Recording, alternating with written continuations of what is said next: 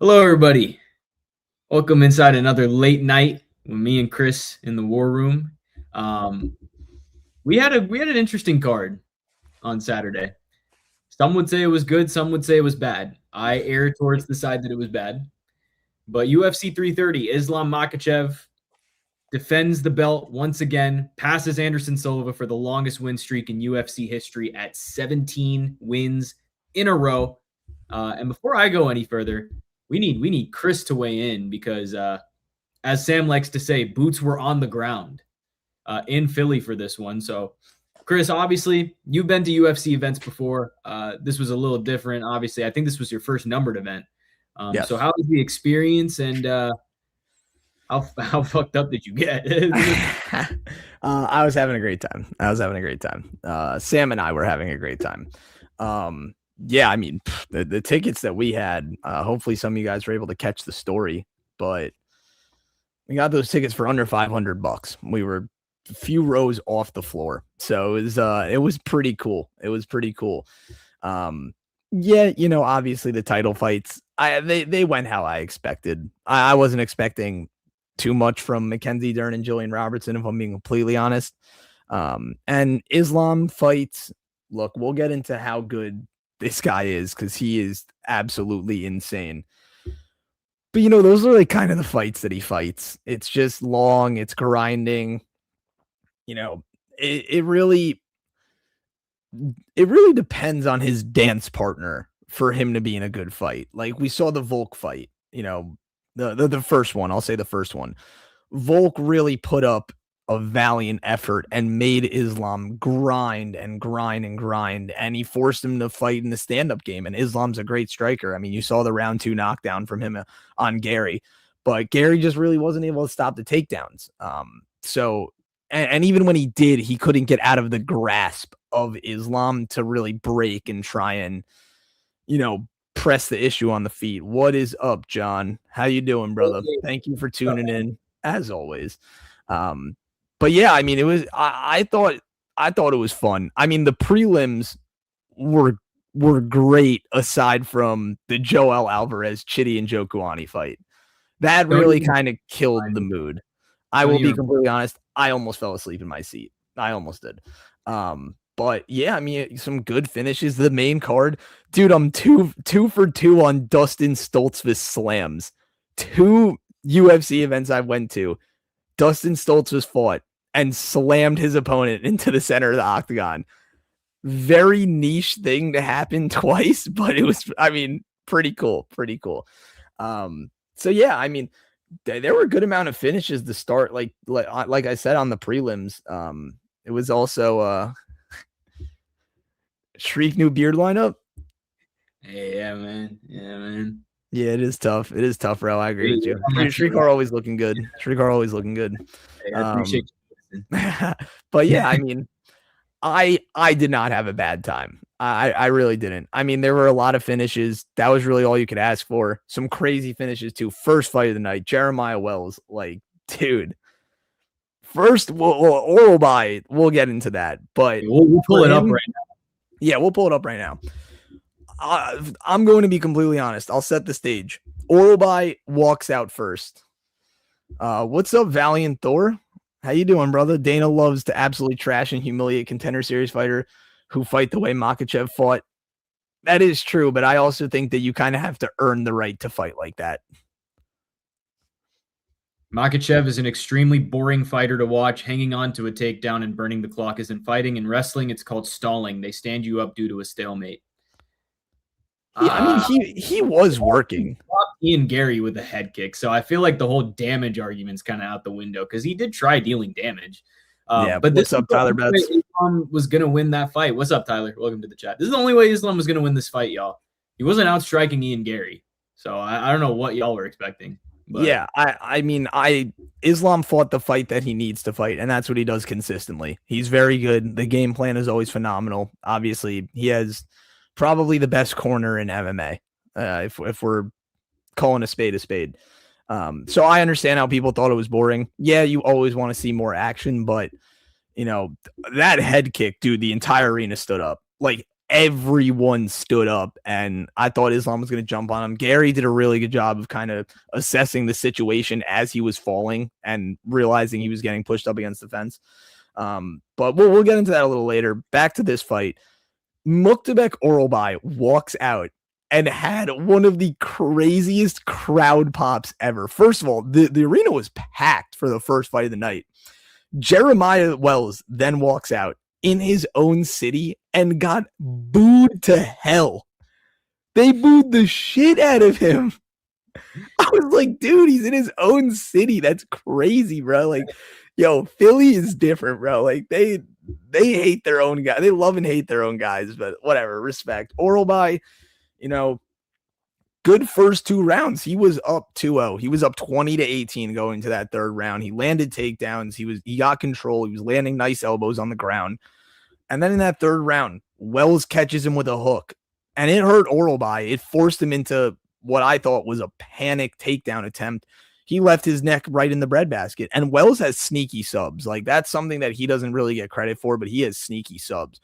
It says guillotine. I thought it was a Darce choke. I could be completely wrong. No, it was a power guillotine. Okay. All right. Well, I think he set it up as a Darce and then guillotined him, but regardless, that doesn't matter. Orolbai ducked down, he walked straight into it and he cinched it up, but the way he clinched his wrist, you would think it's a Darce, but because standing, it was, and drug it, he literally brought him back down. That right. Was, and once Orolbai, once he went down to 2 knees and then went face first down, I was like, oh my God, this is over. Wells, I did some research on Tapology. He is the second biggest underdog to ever win a UFC fight. Really? I saw he was the 4th, but I could be wrong. I thought it was the second. I think the biggest was Shayna Dobson against Maria Agapova, plus 950, and I saw he was plus 900 as the opening line. Oh, as the opening line. I was opening odds. Yeah, no. Opening line odds. I think he is the second biggest underdog to win. For him to do it in his city, absolutely tremendous. I really hope they give him a ranked fighter. I think he really deserves it. And if they don't give him a ranked fighter, I could say that I was there for Jeremiah Wells' last fight and an absolutely insane finish at that. I mean, I don't think he's actually going to retire if he doesn't get a ranked fighter. But I mean, he's old, bro. Like, what is he, 38? I just don't think that's how it works in the UFC. Like, you don't have as much leverage as you think. Fighting is entertainment, so to be successful, a fighter must not only win, but he must win in an exciting manner. Yeah, I know. I know, bro. There's a lot of people that loved Islam. I agree. Yeah, but Islam's entertaining. Like, you go watch his fight with Poirier. Go watch his fight against Volk, where he knocked out Volk in insane fashion. Thank you, Valiant Thor, for the like and sub. Oh yeah, thank you, man. I appreciate you. You have a blessed night as well. Yes, you as well. But Islam's entertaining, man. He submitted Charles to get the title. Like, I don't know what more Islam's got to do. The Volk fight was entertaining. The Poirier fight was entertaining. Both fights were entertaining. Like, I don't. Like, you're gonna have a few fights here and there that aren't entertaining, especially the manner in which he fights and his strong suit isn't the most entertaining. Like, you're never really gonna say a wrestler is entertaining, but yeah, I mean, dude, the entire arena was on the side of Islam. Like, people were chanting. Oh my! Could you hear it on the broadcast? Could you hear the "fuck you, Gary" chants on the broadcast? Yeah. You could, dude, it was bad. It was thunderous, dude. It was thunderous. Did you guys bet on Orolbai? Sadly, I took him by submission, and then my friend just bet the fight and end in submission. So he won, and I lost. No, I also bet Orolbai by sub. It was plus 200. Like, I mean, weird stuff happens. I'm not mad about it at the end of the day. It's not like Orolbai's on the ban list, but like, I mean, that's just a crazy upset. You got to bite the bullet. I was asking who would win between Orolbai and Amosov. Yeah, I think Amosov would have literally run through him in 30 seconds. It would be very, very easy. I mean, that goes to show, man. I mean, first off, I'll talk about the fight. Orolbai got clipped hard in round 1 and basically responded by wrestling. Jeremiah Wells was just kind of against the fence for most of the round, but early on, Wells was still cracking him. He had some, he had some power hooks. Round 2, Orolbai looked a bit more dominant. The wrestling was clicking, got Wells' number. pretty lopsided round in his favor. But then when we got to that third round, it's almost like Wells never gave up on himself. That's the biggest thing. He busted Orolbai up with a couple big punches and locked in that power guillotine. And next thing you know, Orolbai's out cold on the canvas. I've never seen a guy go to sleep like that, like through a sub, like I think ever. Like it's so incredible how fast he just went to sleep. Orolbai had, he'd never lost outside of 155. A lot of people had him penciled in for a top 15 name next. As John said, we were talking about him and Amosov. Like there were big conversations around Makhachev Orolbai, and Wells sends him back to the drawing board, then tells everyone in Philly he's bullying his way into the top 15. But again, I don't know if he gets a fully ranked opponent right away. He is close, I will say. I think Jeremiah Wells versus Kevin Holland makes sense next. If you want a guy that's kind of always been on the cusp of the rankings and a win over this guy will get you into the rankings for sure, it's Kevin Holland. Usually a win over Kevin Holland means you're on the right track towards getting a number next to your name. But either way, this was a career-defining moment. I mean, Wells is 39 years old. He just took out a guy everyone considered a nightmare matchup. As for Orolbai, it's a bump in the road. It's not the end of the story. I think he comes back. He's still going to be a load to wrestle for most of the roster. But Wells' jiu-jitsu black belt paid off huge here, and he opened the card with an all-time, what the fuck moment. Yeah. Incredible work. And for Orolbai, I'll matchmake him as well. I'll start doing winners and losers, to be honest. I have too much free time at work. I'll go Makhachev Orolbai versus like a Nicholas Dalby. I think that would be a good next step for him. Dalby's another guy that can really bring it to you and really pressure you. So it'll be the same kind of test that he faced against Jeremiah Wells, and we'll see how he responds to it next time out. Yeah, no, I like both of those. But yeah, I mean, what a win, man. Like I was low-key in shock. I was in shock that he was able to pull that off. And I think that speaks to the level of fighter that he is and how under the radar he really goes. Yeah, man. Not the biggest surprise on the card here with Magny upsetting Ramiz Brahimaj, but still a statement. Magny dominated round one on the ground and finished him in round two. Classic Magny. Grind you down until you say you're done. Brahimaj gassed out and got finished. I will admit, I flip-flopped my ass on this pick. I went with Magny on the pod. I kind of second-guessed myself into taking Brahimaj for the graphic, and I should have trusted my gut. I should have stuck with Magny, Now Magny at 39 shows, zero signs of slowing down at all. I don't know, matchmaking-wise, like, what do you do with Neil Magny? Like, he's always giving him prospects. Yeah, I mean, I'm looking up Tapology right now. Do you give him like a Sam Patterson? Do you go in that direction? Dude, you know what's crazy? I think Neil Magny low-key beats Sam Patterson. Yeah, he definitely could, especially looking at that. If you look back to that MVP fight, right? I think, yeah, I think that could be a that could be a loss on Sam Patterson's record. Yeah, but I mean, Brahimaj, he was 3-1 in his last four. We thought he kind of found something in himself after he submitted Goff. He could have finished Neil Magny 4 separate times in that first round. Many chances to finish that. He had the arm triangle set up each time, but he was on the wrong side every time. Like, he had his arm under the neck or behind the neck, and his hips were just on the completely other side, so he couldn't get off to the side that he needed to. Yeah. Like let's say his hips were off to the right, he had his left arm under, or like vice versa. You know what I'm saying? He was just on the wrong side every time. He was just doing dumb shit on the ground, basically. The guy was doing very dumb shit on the ground. Yeah, he was laying and praying. Like, he deserved to lose that from the wrong angle. That was not great. Did not go how we thought at all. Sherm from Jackson. Welcome to the chat, by the way. Yes, what up, Sherm? Not go how we thought at all, bro. Like, this was crazy. So, John, funny you say that. That's who I was going to matchmake with Neil Magny. Oh, no. I think Jacoby Smith absolutely destroys him. Yo, guys, is there any hope if Jacoby Smith loses to Neil Magny. Like, I think this would genuinely be bad for the division if Neil Magny beats Jacoby Smith.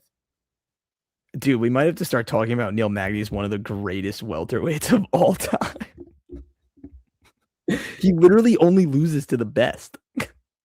I mean, I think Jacoby Smith would get it done. He has vicious ground and pound. Vicious ground and pound. He'd be way more of a threat on the ground than Ramiz Brahimaj, you know? I do want to see Smith and Holland rebooked. I know I mentioned Wells and Holland. I matchmake Holland with everyone, guys. I mean, it's Kevin Holland. Magny and Jacoby Smith would be very interesting. If you really want to give him a prospect, like, damn, I was talking about Sam Patterson. You can go Jacoby Smith. I got another one. Being the gatekeeper does give you credit. Like, this dude is literally, he might be the best gatekeeper in UFC history. Yeah. Like, no one else is really coming to mind when I think he defines it perfectly. Yeah. You beat him, you're good. Overperform. This motherfucker, Neil Magny, loses to who he's supposed to and beats who he's supposed to every single time. Like, if you beat Neil Magny, you're like basically in the rankings. Literally, it's crazy how consistent he is. So one person I was also thinking about. What do you think about Battle of the Unks? It sounds like Wonderboy wants his last dance to be at MSG. Could do Neil Magny versus Wonderboy. I don't mind that. I think Wonderboy wins because Neil Magny's not going up against a prospect. But sometimes I forget that Wonderboy is still in the UFC. He hasn't retired yet. Yeah, no, he did say I think he wants his last dance to be at MSG in November. So, which I will also be at, by the way. Yeah, dude, we got boots on the ground for like two of the next 3 pay-per-views. Yeah. 2 of the next. Let's just fly to Abu Dhabi. Yeah, let's just run it. Let's just go to Salt Lake City just for the hell of it. Yeah, dude, like, I'd love to. Beating Magny is a mama we made it moment, but Jacoby's different. Yeah, Jacoby's different. Yes. Great way to put it, Sherm. Yeah, I think he would get it done. Rafael Toby. Okay, y'all. I will admit I was dead wrong on this pick. I picked Rafael Tobias because, like, I would have thought he'd get more than one, like, he didn't shoot a takedown at all. And credit to Lucas Fernando because his striking looked absolutely crazy. I thought Tobias would have inflicted a little bit more. He would have done a little bit more. But it wasn't the case. Tobias was completely shut down in this fight. Fernando just completely out kickboxed him. Really, really good job with his shot selection. Finished him with the body knee in the 3rd round. He made Tobias look like a straight amateur, and he may be. He may be, for all we know. But look, Fernando has definitely evolved his game. When I watched the tape on Fernando, he had some good fights in LFA, and you kind of learn over time that LFA is a promotion that you want to bet on. LFA champs are really, really good champs on the regional scene. Straight pipeline. But Fernando, I was just not very high on because I didn't think he would make the strides in his game to acclimate to the UFC well. He proved me dead wrong. Dead wrong in this fight. He looked incredible. He's a great striker. Light heavyweight has been desperate for prospects. We've been seeing a lot of prospects now. Muhammad Saidov, we obviously have the 3-headed trio of Evo, Abdulrahman Yakiayev, and Navajo Sterling, 2 of which are pretty much becoming contenders at this point. And now we can add Lucas Fernando to that mix. So I don't know. Do you give him like a Dustin Jacoby? Like, I think Fernando knocks out Dustin Jacoby. And the only reason we gave Saidov Dustin Jacoby is because it was short notice. Right. I think that is true. Jacoby and get away with it because Jacoby was just ranked as well. But you could just give him another guy that he could beat pretty easily just to get him another finish. It depends how you want to go. Tobias, is it Tobias or Tobias? I think it's Tobias. Tobias. First of all, John Anik and Bruce Buffer said it 2 different ways from the promo to the fight to the ring announcement. So I don't know. I'm gonna just say Tobias. I think Tobias is it's either Tobias or Tobias. We've been saying it the Brazilian way. If it was never said the Brazilian way, then our lives were a lie. So Tobias it is. Yeah.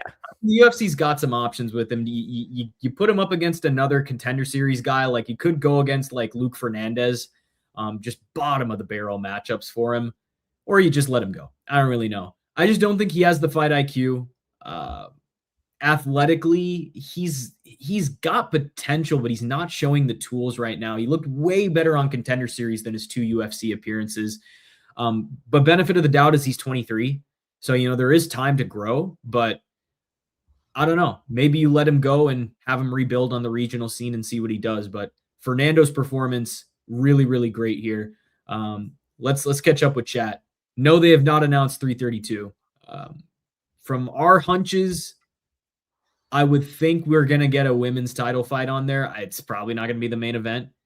Maybe an interim light heavyweight belt. This is kind of our guesses, but we really don't know for sure. Still trying to get talent. Love how they announced Bonfim versus Brady, which is all the way in November. Dude, they announced the whole card for 333. We have not heard a peep about 332. Poor Salt Lake City. Fernando looking legit, but he has looked good for a minute now. Yeah, I was sleeping, Sherm. I was sleeping.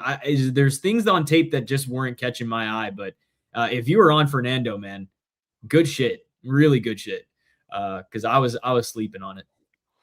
Yeah, I mean, I did see the evolution in his game from like the 2 fights that he did have on the regional scene. I'm going to be completely honest. I did not see that level of striking. Yeah. Like, dude, this may be an overshot right now. He fought like Alex Pereira. Super upright, attacked every part of the body, and landed more often than not. Like, it was he just felt really comfortable. He looked like he was in flow state. It was like everything that Tobias threw at him just didn't phase him. He was able to duck and weave and pick him apart. He literally picked him apart. Like, that was a clinic. It really was. That was not close on the feet. Yeah. I did, like you said, I did expect a few more takedown attempts from Tobias. But yeah, no, Fernando looked good, bro. I didn't see that. I picked him, but I did not see that level of comfort on the feet. Like, I think the move up to light heavyweight benefited him because he's a big guy. He's still like he has a very solid frame, but I love how he invested in the body. You know, he'd hit you with a body shot. He'd go to the head, and then he hit you with a leg kick. And those leg kicks were nasty. They sounded like they hurt, like really bad. But yeah, no, I mean, Fernando, he was not phased at all. And part of that being, I don't think Tobias gave him a reason to feel nervous standing in front of him. He didn't do anything to warrant respect coming back from Fernando. And he went and picked him apart. So yeah, I mean, someone for him, I was like, I think he deserves a higher level shot, especially after a performance like that. If it was like a middling decision, I'd be like, all right, go have him fight DR Nurgojai. But my thing is, like, how much further up from Jacoby can you go without giving him a ranked name? Like, I'm thinking the unranked pool. That is true. I mean, like, I think Jacoby's not a bad fight. I think, you know, a Jimmy Crute isn't a bad fight. That's fine too, yeah. Or like a Zhang Minyang. But I don't know what they're doing with Zhang Minyang. Bro got knocked out twice, and he got shelved. Well, here's the thing. I mean, the Zhang Minyang Alonzo Menafield fight was still a great fight. Like, it was still a banger. They're gonna keep putting Zhang Minyang in bangers as far as I'm concerned with how bad he is. But this is a good note. LFA talent, when properly tested, seems to translate to non-bum UFC fighter pretty well. Yeah, we saw Richie Miranda against Manuel Souza. What was it, last week? Well, yeah, last week. LFA champ. He gave Souza a pretty tough test. So I guess as a note to us two going forward, we can't bet against the LFA guys. They seem to be coming in hot. Yep. Agreed. But let's go to the prelims here, man. This was the first pick I hit of the night. And even then my bet didn't hit because I had Gore by finish. Tresean Gore gets it done over Vicente Luque. Yes, except Matt Adams, sure. Matt Adams was a different level of ass. I mean, Gore, when we look at him, obviously 7-4 or 8-4 now, going up against a tried and true vet, a former title contender or almost contender-ish guy in Vicente Luque. Gore really showed he belonged in there. I was pretty impressed. It wasn't an easy fight for him, but he got it done. Round 1 was definitely a competitive round. Luque really went for the legs early on. Gore was finding his shots, knocked Luque off balance in those last seconds. Round 2, Gore had Luque in some deep shit. He almost had him in a darce. And honestly, when he caught him in the darce, I was like, bro, Luque's about to catch it again. I don't know how Gore escaped that. I don't know how Luque escaped the arm triangle that Gore put on him either. Absolutely incredible second round. No, it was the other way around. Luque had Gore in the darce, and then Gore put him in the arm triangle. That's what I said, no? I think you said Luque put him in both. Oh, sorry. Yeah, I meant the other way around then. But yeah, I had a 3-0 Gore, 2-1 Gore. Either way, kind of just depends on the second round. But Luque is past it, man. He's past it. But yeah, I think you got to give some credit to Tresean Gore. For an 8-4 fighter, it's pretty damn good. Yeah, he's pretty good. I think there is real potential with Tresean Gore. I just hope that the UFC matchmakes him properly. I'd honestly be ready to shoot Tresean Gore up here. Jared Cannonier is out of the rankings now, or he's at like 12, somewhere and hovering in that range. Am I crazy for saying I'm willing to give Gore a shot at Jared Cannonier? Am I tripping balls? I don't think it's that crazy. A lot of the unranked pool in middleweight is already kind of booked. Cannonier's got to fight into the unranked pool. They're going to try and get Cannonier a win if they can. He's on a big losing streak. It makes it's not terrible. It's not a favorable matchup for Gore. Honestly, I would take Cannonier to win that fight, but look, Gore is a guy that will not quit. As again, he had that darce locked in, Luque did, and he somehow got out of it. I think Gore is going to get some wins, but Luque, I'd retire. He's not going to retire. Yeah, I mean, who knows? Sometimes Luque just pulls out these weird ass fights because obviously he beat Kelvin Gastelum, and I think we all took Gastelum in the war room. Yeah. Sometimes he can pull it out, but I just I do like Vicente Luque versus like a Cody Brundage. Just give him. That's disrespectful as hell. I'd just retire. Brother, he lost to Tresean Gore. If he's gonna stay in the UFC, these are the matchups you're gonna get. Yeah, I agree. Bro, that second round was wild. Like, I was tweaking out. When Gore almost got finished, I was like, oh my God, no, please, no. I put $100 on Tresean Gore to win, and I was like, oh, this would be a terrible loss. And then he gets Luque in the arm triangle. I'm like, oh my God, yes, do it. Bro, that was Luque's literal last ditch effort to get out of that arm triangle, and he somehow did it. I mean, third round was a little bit of a snoozer, but the first 2 rounds, super exciting. Like, they were going at each other. They wanted to fight, which made everyone in the arena happy. Especially that second round. Like, everyone was tweaking out when they both had their subsequent submission attempts. And also, at the decision, when Gore spits out his teeth, oh my God, that was nasty. Sherm was saying that Gore holding his tooth should make anybody fighting him knowing this shit ain't sweet. Like, dude, that had it wasn't chipped, bro. Like, that was the entire root of the tooth.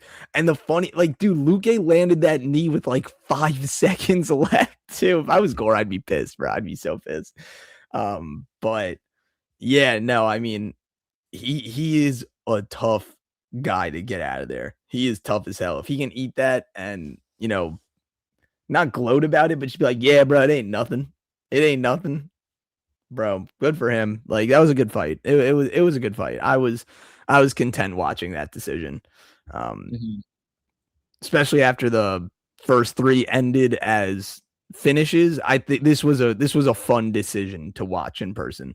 And yeah, like as soon as his teeth came out, the entire arena was like, oh my God. Oh my God. Everyone just started tweaking out. And I was just like, oh, his teeth are in his hands. Cool. I should.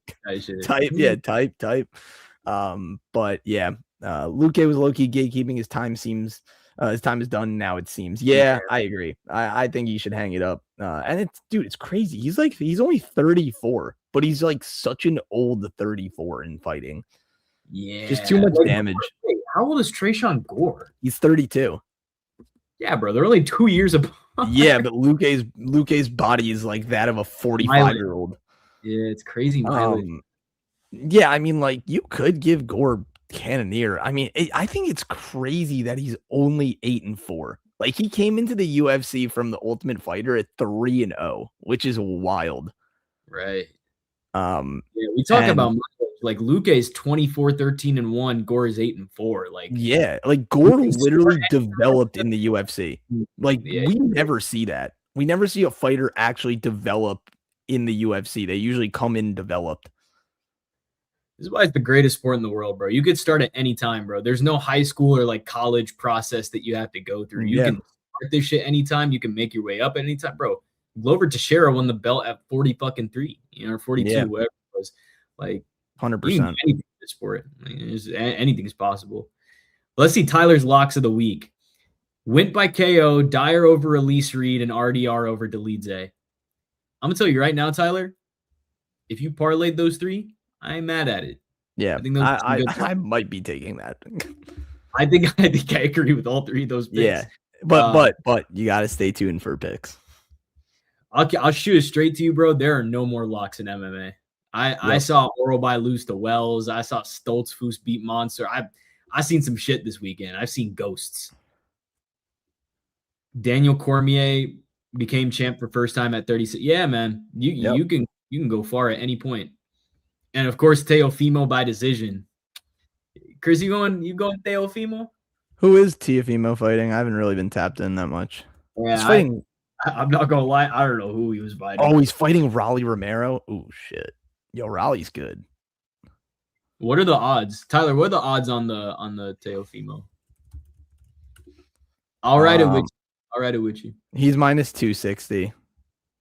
Teofimo by points is minus 125. Yeah, I don't see him knocking out Raleigh. He could though.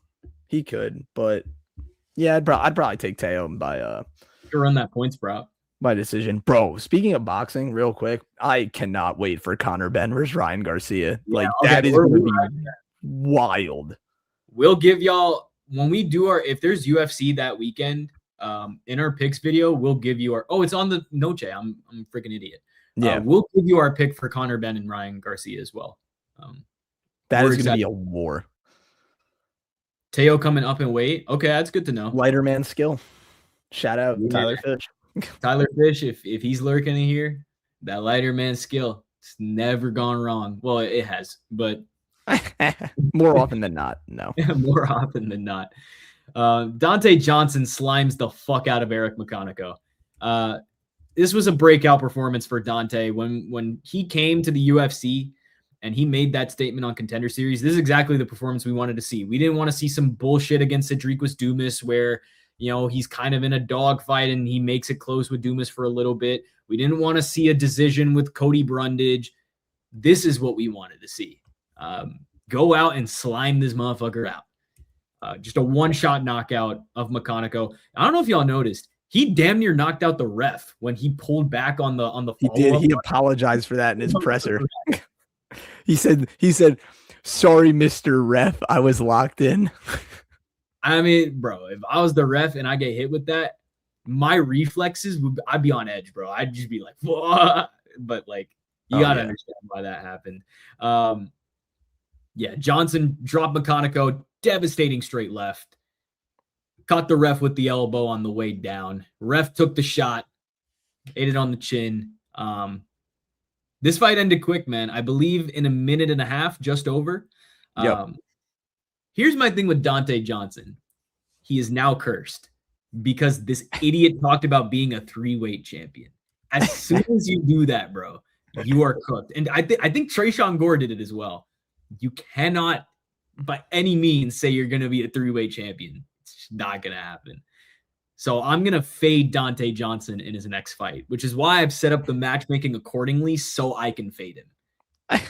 This sounds so harsh. I'm sorry, Dante Johnson. It's nothing personal. He's talked about dropping to welterweight. I would really like that. I think it makes sense. He's got the frame for it. So if you're going to do that, go ahead. I'm fine with him cutting down to welterweight. If he stays at middleweight, I think you do Dante Johnson versus the Iron Turtle himself.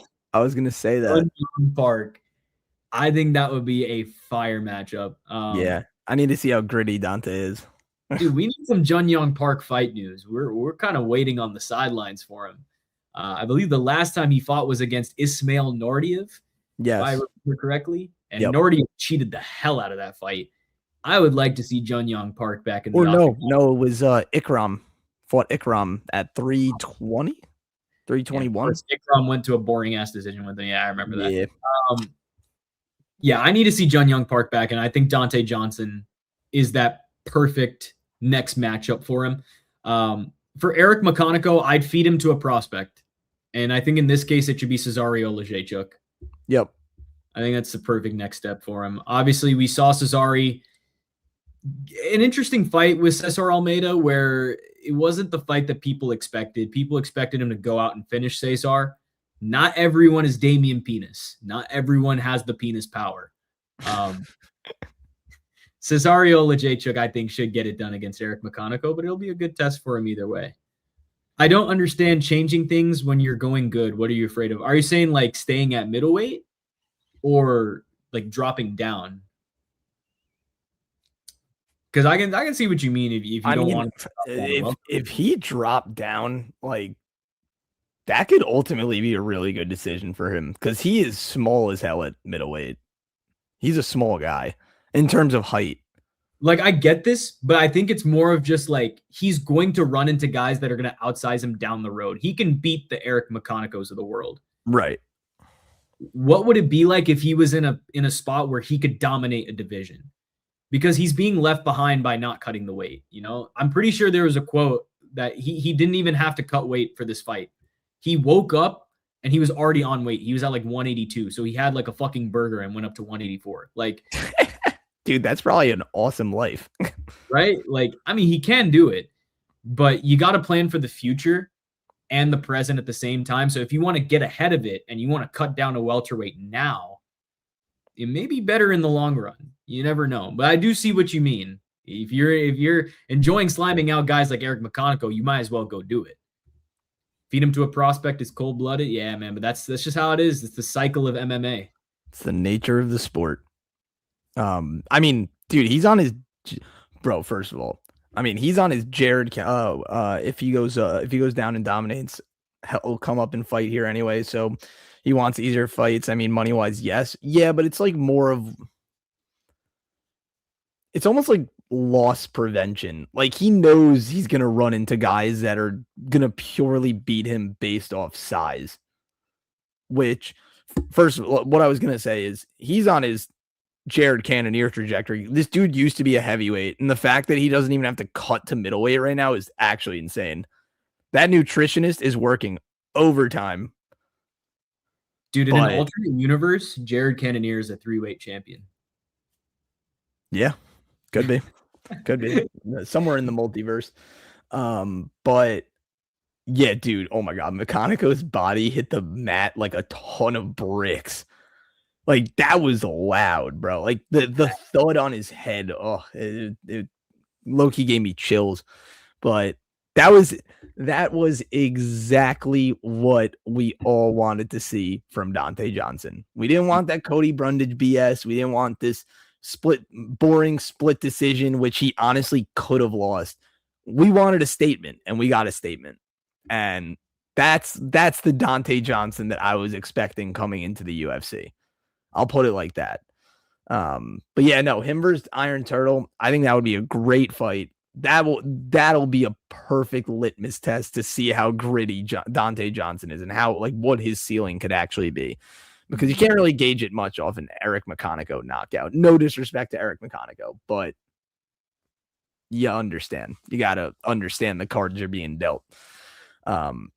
But yeah, I think McConaughey is more of just like, he's not terrible. Like, he could fight prospects. But Dante Johnson, yes, I think that was an emphatic statement, and he didn't even get a performance of the night bonus for that. I'm gonna flick on the ticker. Oh, not that. We're gonna put this on the ticker so you guys could watch this. Scroll across the bottom of your screen. Dante Johnson did not get a performance of the night bonus. There were no fight of the night bonuses handed out. But yes, as you can assume, Jeremiah Wells got one.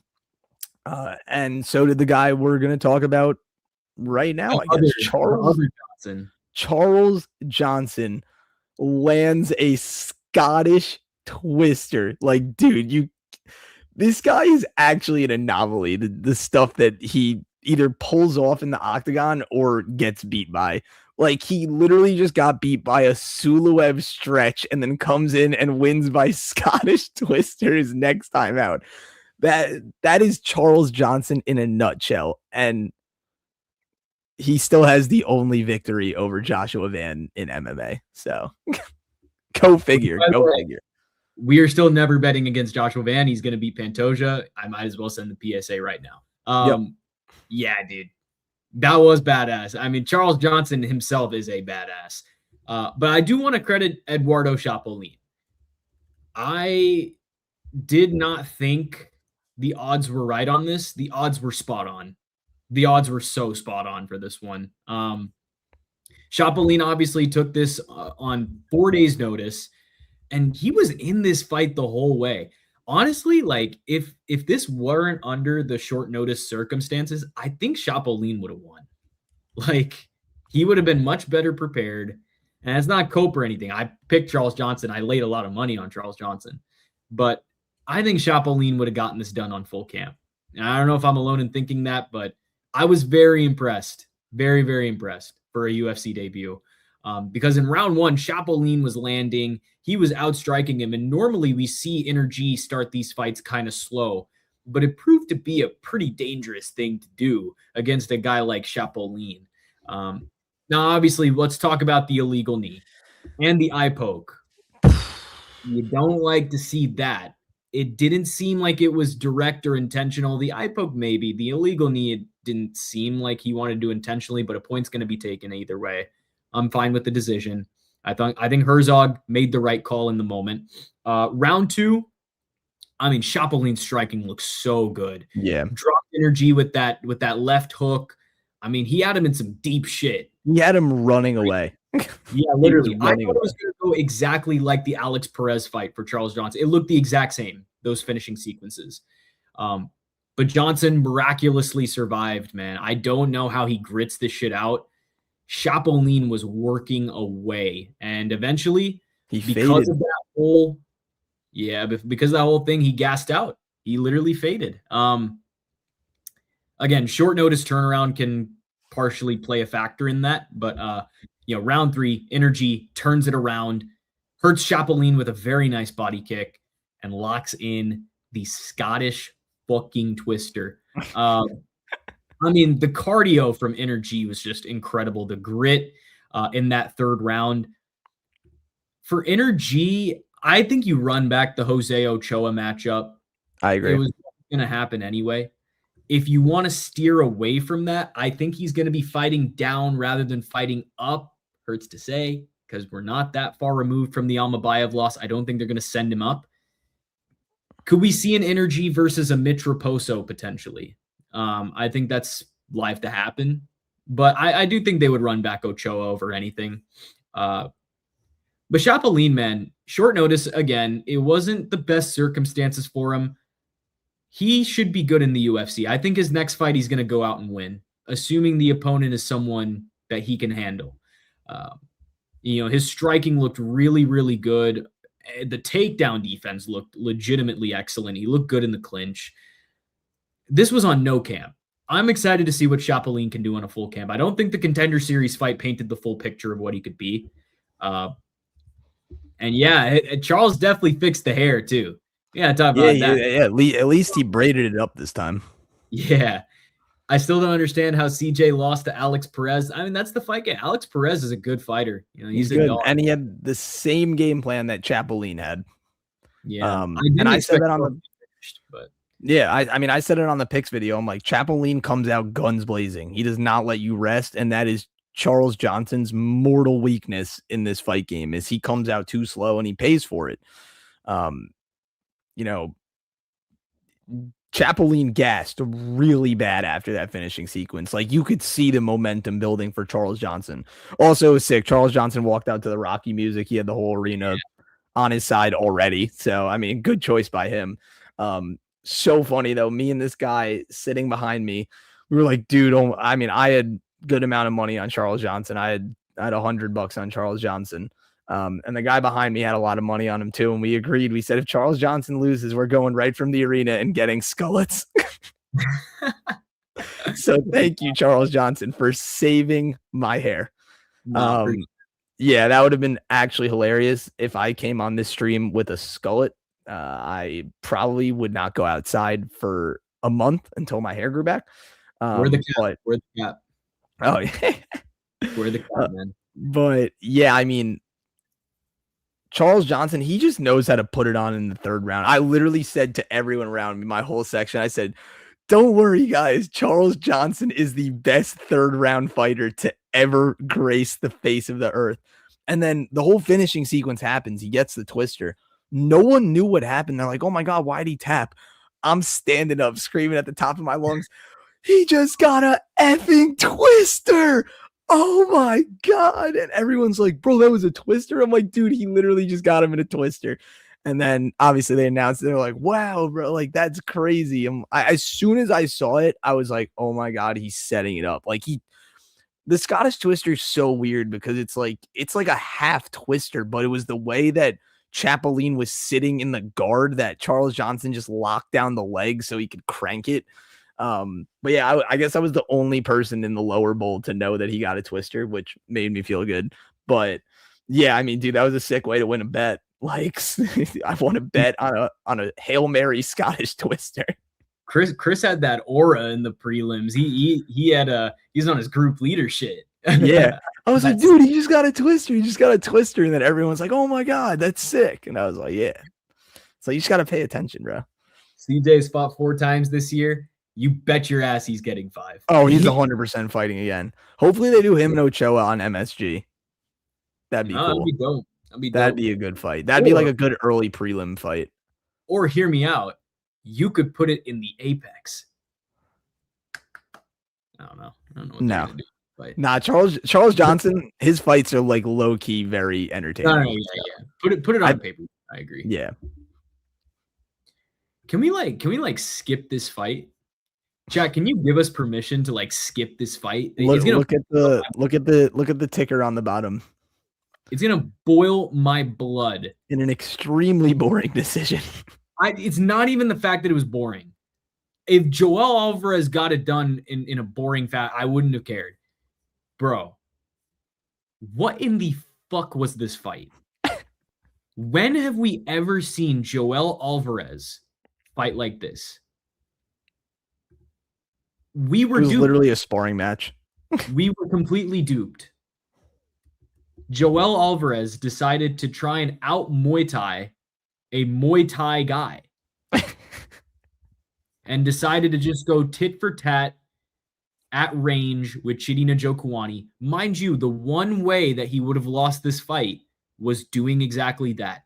If he had pressed up on Chidi and forced the issue on him, he would have won. I have no idea why he fought this way, what the game plan was. That was completely idiotic. That was the dumbest shit I've ever seen. I'm not coping. I swear to you, if I had not bet Alvarez by sub, I'd have the same opinion. It's just a little more infuriating because I had Alvarez by sub. I thought he was going to switch it up at some point. I saw the first round and I was like, okay. I mean, second round, we got the second round. And then he starts doing the same shit in the second round. I'm like, okay, he's just going to fight the whole way like this, is he? That's literally what happened. He's got 17 sub wins. Why don't you go to the grappling? I know he's not an offensive wrestler. I know he doesn't offensively grapple. Why don't you at least put yourself in position for a potential club and sub? That's the bigger issue. It's like he didn't even try. He didn't even try and go for it. I mean, the guy was just smiling and dancing the whole time. That's what pisses me off. Again, I mentioned this before. You want guys that will fight for your fucking dollar. Joel Alvarez did not fight for our dollars. He did the exact opposite. He lost intentionally so we would lose. Hashtag investigation pending. Right? You might have to investigate that, bro. Chitty's been submitted 4 times. Like, why was this the game plan? Why would you play Chitty's game for all 15 minutes? I mean, this was so confusing to me, especially coming off fights where, he looked like he was a real player, His reaction to losing, a very flaccid fuck, and then went back to normal. Yeah, he was smiling the whole time. Like, it was the most friendly sparring match I've ever seen. Like, we'll get into being a little too respectful and friendly a little later if you guys are picking up what I'm putting down. But yeah, I mean, it didn't even seem like Joel was trying. Like, he literally was not trying. It looked like he said, I'm just going to take this fight, get a paycheck, and bounce. That's really how it felt. I was super excited when they added him to the card, and this turned out to be the worst fight. How does that make sense? I would have rather see Chitty versus Jeff Neal, because that would have been electric. That would have ended in a knockout. Someone would have been face down on the canvas. Yeah. Except Joel Alvarez just wanted to play touch butt with Chitty and Njokuani in the center of the octagon for 15 minutes. Paper, this was supposed to deliver. Like, I don't think we were wrong in thinking this was supposed to be. No, I agree. I don't know what Joel Alvarez was doing. Like, and I don't fault Chitty at all. He fought the fight he needed to fight. He got the win. I was more on Joel Alvarez just being, dude, he wasn't even fighting scared. He just wasn't fighting. Like, he was just like, oh, Chitty threw a shot, I'll throw a few back. Like, and it was just like the most half-ass shit I've ever seen. Yeah, no, that was terrible. Like, I don't even know what to do with Joel Alvarez here. I really don't. Because that was a really bad look for him, especially with how hyped up he has been in the past. I mean, this dude was at lightweight. It's like, oh my God, this guy's going to be insane. He pulls subs out of nowhere. He's a good pressure fighter. He gets it done. Goes up to welterweight, has an interesting performance against Luque. Goes up to welterweight, has an interesting performance against Luque. And like, dude, the only thing this left me with was, what was that? What was that? What did I just witness? I literally almost fell asleep in my chair. That's how bad it was. At a live event, I almost fell asleep. Look, I think you rebook the Chitty and Jeff Neal fight. Yeah, 100%. The only thing that makes sense here. Chitty's last loss was a submission in 1 minute. Yeah, so what's Jake Matthews? Doing? Yeah, bro. Like, what was the game plan here? Like, I just don't understand. Like, I'm so confused. It's to the point where I can't even break this down because I just don't think Alvarez was fighting like how he was supposed to. I would do Joel Alvarez versus, like, I don't fucking know. Like, do you give him Randy Brown? The couch. He needs to sit on the couch for a little bit and think about what he just did. I'd do Alvarez versus Randy Brown. I really don't have much else to say on this guy. Like, I'm sorry. Some part of me feels like this was rigged. And this is all just a big joke. Dude, the thing is, if he fights Randy Brown and he doesn't like actually try, he's gonna smoke him. He's gonna knock him out. Brother, I'm not laying a penny on Joel Alvarez to do anything, bro. No, I mean Randy Brown. Randy Brown is gonna knock his ass out. Oh, yeah, I can get behind that. I'd love to see that. Fuck Joel Alvarez. Give him someone that goes to the ground, see if he still wants it. We did. They gave him Amosov, and he told him. Yeah. I mean, shit, even in the Luque fight, like, I mean, granted, he did have chances to finish it, Alvarez did. But Luque gave him some trouble too, and we know how good Luque is on the ground. So, yep. Could be that way again, but I think they'll give him a striker. I think they'll give him Randy Brown. Another tough fight that we got to talk about is Esteban Ribovic and Edson Barboza. It's impressive for Esteban. This was really rough to watch for Edson. He got dog walked for this entire fight. He didn't have to go back out in that second round. I was hoping his corner would just call it at the end of the first, but no. Edson wants to go out on a shield. It's always been the guy he is. All love and respect to Edson. Definitely one of the most entertaining fighters in UFC history. It was really tough to watch this one. Really tough. It felt like a passing of the torch in a lot of ways because I do feel like Esteban is kind of, I'm not going to say he is the reincarnation of Edson, but when we talk about entertainment, we talk about pure entertaining fighters, Esteban is almost like that modern age Edson, if you really think about it. So Barboza just doesn't have it. He just does not have it at the same level anymore. I think matchmaking gets really interesting for Esteban and for a lot of these unranked lightweights because it's all about what banger you want to make in the unranked lightweight pool. Who do you want to match up with each other? Because there's so many good guys at lightweight. And we just got some lightweight fight announcements. Obviously, Nurullo Aliyev is taking on Grant Dawson. So we got a big prospect matchup there. Yeah. With Esteban, purely for the entertainment sake of it, it's not going to be a top 15 fight. Obviously, he got dominated by Gamrot. How about we do Esteban versus an Ignacio Bahamondes? After he fights Salikov? Oh, I forgot he's fighting Salikov. I have a good one. Let's do Esteban versus King Green. You could do King Green. Maybe even like a Chris Duncan. We haven't seen Chris Duncan yet. Yeah. Since the loss in him versus Chris Duncan would be insane, bro. Someone's dying in that first round. Yeah, man. I think there are really a lot of great options around for Esteban. I've seen some people want to do Michael Chandler versus Esteban Ribovic. No. I'm good on that. We know how that's going to end. Yeah, we don't need to put Esteban in more layup matchups. We don't need to do that. Why do you think they give certain fighters safe retirement fights and others dangerous fights like this? Edson didn't like declare he was retiring until this week, I think.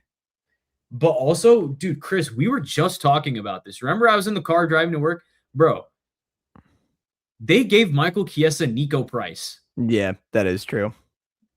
Well, and when Cub Swanson announced his retirement fight, we knew it was his retirement fight for a while. They still gave him Nate Landwehr. Which, think what you will about Nate Landwehr. Nate the Train is still a tough fight for a retirement fight. And Cub looked phenomenal. That dude looked like he'd still fight for another 4 years. Yeah, dude. By the way, Cub had the best retirement fight ever. Like, that is how the fuck you go out. I don't want to see Cub Swanson fight ever again because that's like the perfect way to go out. It's a good lasting image. It's such a big variance. Yeah, like they give Darren Elkins Yadier Del Valle. Like, yeah, of course he's gonna win. Yeah. Yeah, Lawler got Nico Price as well. And Lawler is, I haven't been a fan for that long. So Lawler is one of the earlier retirement fights that I remember. Knocked Nico Price out in 30 seconds. It was easy work for him. Easy work. Poor Nico Price. Poor guy. He's on the tail end of some really bad ones. And what's worse is in the Chiesa fight, he retired as well, but no one gave a fuck because Chiesa retired it. We still love you, Nico Price. We still love him. And we still love Edson, man. He's had a great career, but unfortunately, this was just the layup for Ribovic, and he got it done. Dude, they should have called the fight, like you said. Bro, he had a hole in his leg. He had a hole in his leg. On his chin was, ugh. That was disgusting. Like, oh my God. Yeah, I mean, Edson is one of the best strikers the UFC has ever seen. He has two of the best knockouts of all time. He had the original roofie knockout and then the phantom KO over Shane Burgos. He really put on, bro, for his career. He put on some absolute bangers, and for him to go out like this, it was sad. And what's even more sad is like you could tell Ribovics like didn't enjoy doing that. Like he was very, very passive about it. He's like, dude, I grew up watching Edson. Like, yeah, it's like, he's like, I didn't want to do that. But that's the nature of the fight game. Like sometimes you just gotta pass the torch, and it has to be passed in more violent ways than others. But props to Edson for going out there. He still swings like a Mack truck, man. Like if he caught Ribovics on some of those, he would have killed him. But yeah, he just looked really slow. He didn't look like the Edson Barboza that we've seen in like long years past. But still one of the best strikers to ever do it. And I do like the comparison that Ribovics is kind of like a new age Edson. I don't think like he's powerful. I don't think he's as powerful as prime Edson was, but it's just the fast paced and all the tools that he brings. You know, the super fast, powerful kicks, you know, stalking pressure, always looking for the finish. Like I am not mad at a comparison of saying Ribovics is a new age Edson Barboza. And because that's how he fights. Like it's just balls to the wall every time out. I'm going to go in there and try and kill you. And that's exactly what Ribovics does. And that's what makes him so fun. And I think people really started, you know, getting on that train with his fight in the Sphere against Daniel Zellhuber. It was like, oh, wow, this guy's actually really good. You know, goes out, knocks out Terrence McKinney. Clearly grappling is not a strong suit of his after what we saw with Gamrot. I took Ribovics in that fight. Sam and Shrikar both took Gamrot. But you know, as long as he's on the feet, he has more than a chance. Like if it's a fight on the feet, he should be a favorite every time. Yeah. No, 100%. If you can fight without a tooth, you can fight without the skin in front of your shin. I think it's two different things, my boy. Dude, that was like that. Dude, that wasn't skin. Like that was a hole. Yeah, there's like a whole ass hole in his shin. Like if you poked in that deep enough, you probably would have been touching his shin bone. Nah, but to your credit, he still fought through it. So he did, bro. Like he came out there, he was ready. But it was so sad seeing him cry, man. I was like, no, Edson, I love you. But whole arena got behind him too. Yeah, he's been in some wars back then, but even in the present day, he's been in some amazing fights. Like you go watch his fight with Sodiq Yusuff, you go watch his fight with Lerone Murphy, you go watch his knockout over Billy Q. Like he's had good moments at the tail end of his career. Like he's had a great career. So we're gonna wish Edson Barboza all the best in retirement. Hopefully, this is the last time we saw him fight, and I mean that in the best way possible because he's earned time off. He's earned the time with his family. So, yeah, man. All right. Dustin Stoltzfus cooks us as we all collectively bet Mansour by KO or Mansour by finish, whichever one you leaned. Stoltzfus cooked it. This was supposed to be the layup for Mansour. Like, this was supposed to be the kind of, okay, I'm back on the hype train, you know? It really just did not feel that way at all. There's obviously the big thing about Stoltzfus training at Extreme Couture and Mansour kind of knowing the game plan going in and it being an easier fight for him. I think that context makes this win for Stoltzfus even better. It's crazy that he pretty much outsmarted, in a way, Extreme Couture within the octagon itself. And Extreme Couture is a hell of a gym. So I thought they'd game plan really well for this. It didn't really feel like Mansour was well prepared at all. Stoltzfus beat him up on the feet, made him uncomfortable in the wrestling. He defended the takedowns really well. Obviously, he had that big slam in round one, finished the round in full mount, closed the show with a beautiful rear naked choke that he cinched up immediately. I mean, Stoltzfus basically just bullied him completely. I don't really think Mansour even had a moment in this fight, which is crazy to say. He didn't. He was ready. Stoltzfus was ready. I'm ready to kind of give Stoltzfus a big fight here. What if we gave him to the blind bandit, Shara Magomedov? I think a win over Monster gets you up to that kind of a level. And I know Shara is near the top of the unranked pool, but like, who the hell isn't? I think so, because he made it look easy. He made it look really easy against Mansour. Could he beat Shara Magomedov? I think he could. Am I this crazy for saying that? Yo, if Michel Pereira was taking down Shara Bullet, yeah. I think Stoltzfus could do it. He looked dog tough in there. I will say the jury is still out on Mansour. Do not give up on him yet. I know that the hype train is kind of dead after this one. He's still very, very young. He's got a lot of time to bounce back in his career. I still think he's got potential. Mansour definitely showed me a lot. Even in his UFC debut, he showed me a lot. He's at a good gym. He's with the right people. I think there is a good chance that he can come back. Now, here's the fight I would give Mansour. What if we did Mansour versus Gilbert Urbina? The layup of all layups for if he doesn't win that, I give up. Yeah, if you don't beat Gilbert Urbina, then we give up. But for now, we're gonna hold out hope that if that fight does happen, Mansour wins by finish.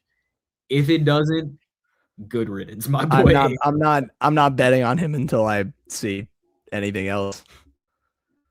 Yeah, I physically can't. Opens up as like a minus 600 in that fight, minus 500. Odds makers will give him a lot of love. Mansour Abdul Malik sent our friend Terrence into a treacherous spiral. We hope T Money's watching, bro. We're very sorry. I really hope you're watching, Terrence. I hammered it. Terrence hammered it. Shrikar hammered it. That was bad. That was bad. That one hurt the pockets. But I said it on the picks video. Dustin Stoltzfus is not a bad fighter. He is live in this fight. And what does he go out and do? He fucking wins. Doesn't even like just look good. He wins. He finishes Mansour Abdul Malik. Like he was the cream of the crop. Like he looked amazing. I knew Stoltzfus had the capabilities, but I didn't think he was gonna go. Bro, he damn near pitched a shutout. He damn near pitched a shutout. Yeah, he was. Again, Mansour didn't have a single moment in this fight. Yeah, like he had one takedown that he didn't even do anything with.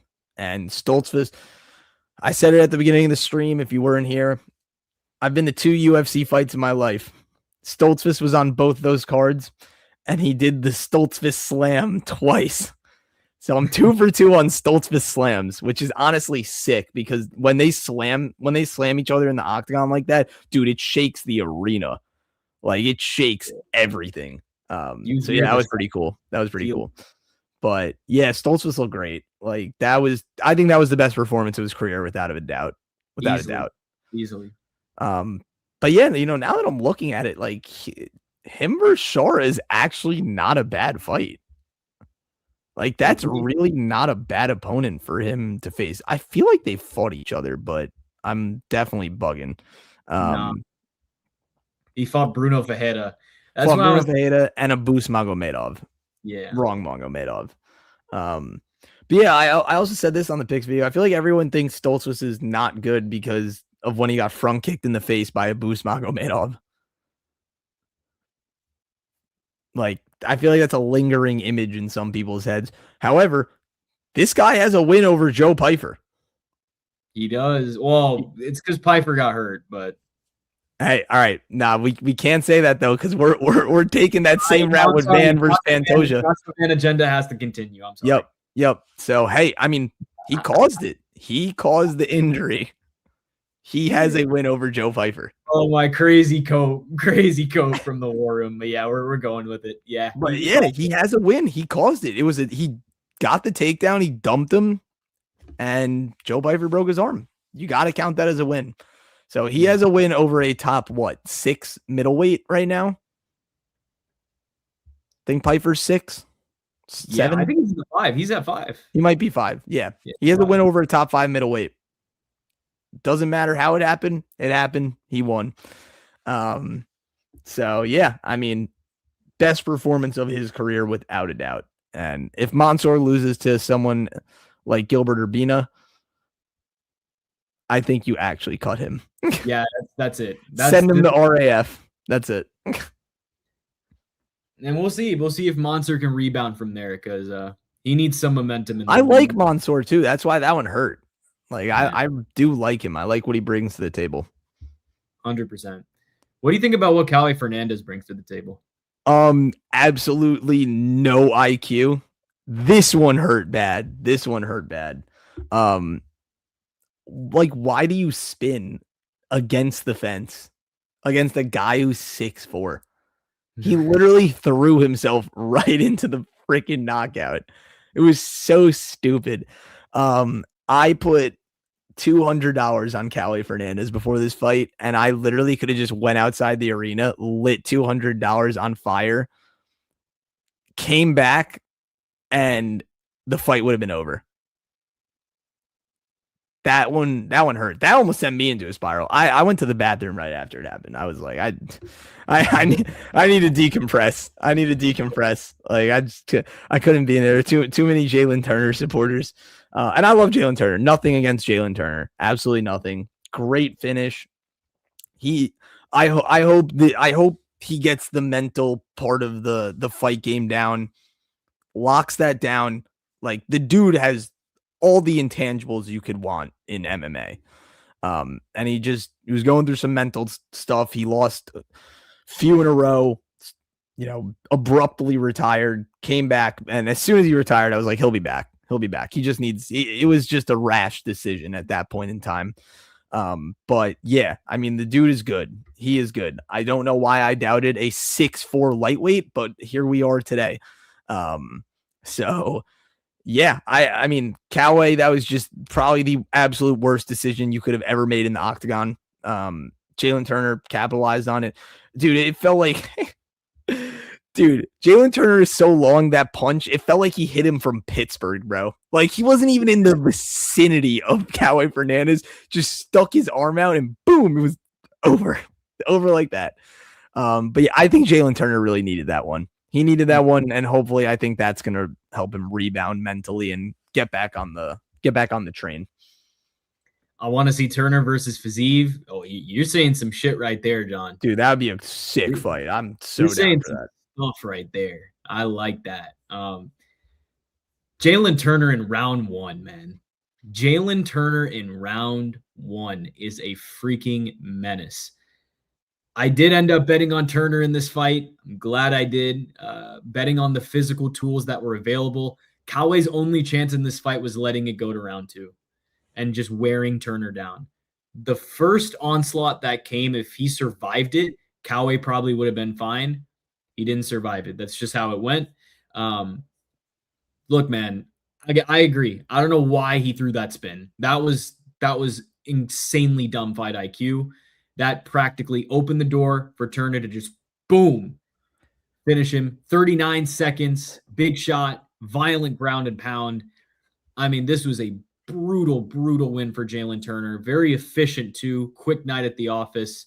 Pretty much over almost before it even started. There was something circling around about, I mean, I don't know who said it, but Jalen Turner is scared to hurt people. Like, he doesn't want to hurt people. Like, he does seem like a really nice guy. He didn't have a problem doing that shit tonight. So I think he's okay hurting people just fine. And I get it because the Bobby Green fight probably took a little. That would scar someone. Like, that was bad. I mean, but you had to do what you had to do. It is what it is as a fighter. But it was like Jacoby Smith and Josiah Harrell. He laid the extra ground and pound because Kerry Hatley wouldn't stop it.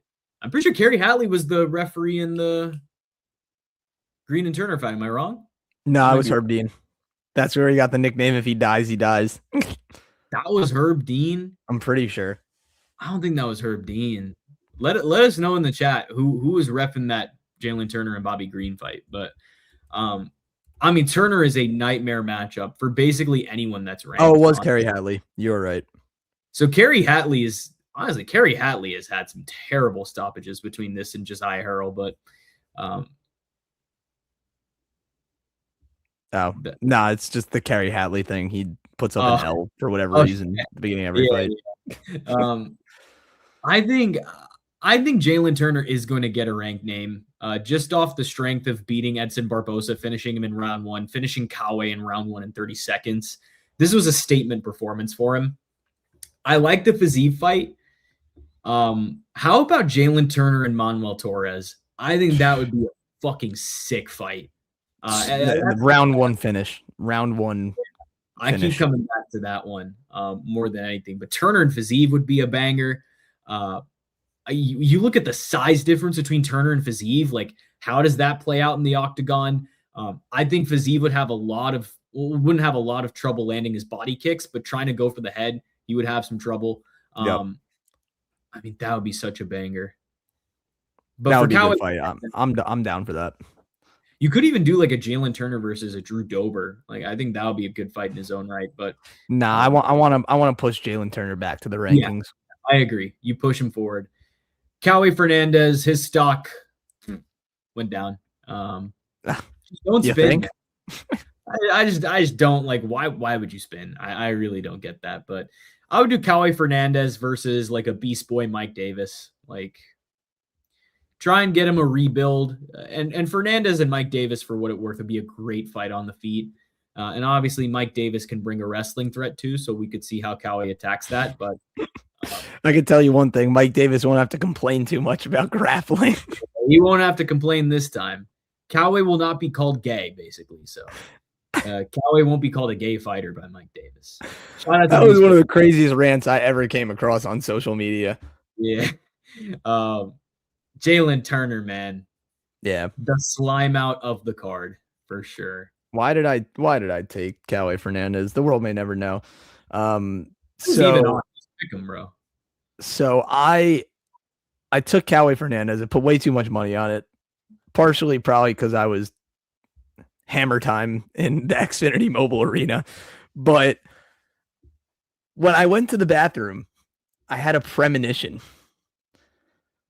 Vegas Matt, for anyone who knows who that is on social media, has a saying: it's either get even or get even worse. So I said, I'm making all my money back and put $400 on a Dern Islam parlay. So we were either going to be down $700 on the night or up 80. And we went up 80. Hey, to any youngins in the chat, and to any do not follow that. Do not follow that. Adults in the chat, bet responsibly for the love of God. Please bet responsibly. We don't encourage this behavior. I do not encourage it. I'm just speaking of what I did. But very different experience. To be fair, I was very confident in it. Yeah, for sure. But the wager size definitely had factors to play into that. I think that was the biggest bet I've ever placed in my life. Actually, no, that's not true. I put a lot of money on the Knicks in the finals, but besides the point. Mackenzie Dern went out there and she absolutely smothered Jillian Robinson like a fire blanket. Like, it was not a close fight. Jillian did have moments where Dern had control for most of the round, and then she kind of fell off to the side and she was able to twist into the body triangle, get on top, and she tried to work as much as she could. But it's when grappling is your one strength, really, it's hard to win against someone like Mackenzie Dern, who one can grapple with the best of them, grapple with you, honestly, even grapple better than you. And she's also competent on the feet. Like, Mackenzie Dern's not a world beater on the feet, but she throws. She throws on the feet. She does try and find her shots accordingly. But yeah, Mackenzie Dern in her first title defense looked good. Obviously, people are going to say, oh, it was a snooze fest. I don't know what you were really expecting from this fight. I was expecting a decision. Actually, we did say Dern sub. She did have a few positions where she could have snatched the armbar up. get an arm triangle, but I think Robertson was defensively sound enough to make that not happen. I think the biggest storyline from this fight, though, is what Dean Thomas went on the broadcast for the post fight and said. That was one of the craziest and stupidest things I think I've ever heard someone say. I had a lot of respect for Dean Thomas. And the key word is did. I 100% lost respect for him after hearing this. You know, Jillian Robertson said that they've been training together since she was 15 years old. Literally started her mixed martial arts journey under the wing of Dean Thomas. And he goes on and says, I'm retiring from cornering fighters. And then Dana had a funny comment saying, I didn't know people retired from that. He's like, I mean, yeah, but no, I don't think anyone told Dana what was said, but it was basically, I told her I was going to ride it out to, you know, take her as far as I thought she could go. And he basically said, Jillian Robertson is not a championship fighter. Like, he said, this is how far she can go. She's going to lose in a championship fight, and I'm retiring. Like, as a corner, as like a head cornerman, that's something that you say in private. Like, you do not go on air and publicly voice that. If you felt that way with her, go have a conversation where there are no cameras around. You could have even just said, I'm retiring from cornering fighters, and just left it at that. You did not have to just like kick her while she was down. I just thought that was insanely disrespectful. And, you know, I'm sorry to Jillian Robertson that had to happen, but that left a really, really bad taste in my mouth, Shrikar. Yeah, it did for me too. First off, I would have let Dean Thomas go anyway. Even before like all this came out, he was a terrible cornerman. Like, I get the fuck out. You know what I'm saying? This was crazy because he threw her under the bus on a UFC post show. If these conversations had been had in private, it would be one thing. For you to go up there and blast Jillian in public, that is a horrible look. I would feel very much backstabbed if I was Jillian. I would feel betrayed. 100%. Very much betrayed. Dean Thomas is gone. If deep waters is your focus, so be it. Go enjoy your time there. There was no reason for you to do this. I think this was very, very corny, for one, to announce that you're retiring from cornering fighters. Chris Weidman was even like pressing him a little, like, you know, you're cornering some great fighters. Like, to just say, it's almost like a big ass fuck you to them. Like, yeah, he doesn't care about them. And it's to the point that he went out in public and did that. I mean, it's crazy. This was calculated too. Like, he went back into the locker room, had enough time to put on a suit to come to the stage and say that. Yeah, I mean, it's nuts, man. If round 5 was the whole fight, it would be an ideal fight for highlighter, but Dern deserves respect. Who's highlighter? Jillian Robertson.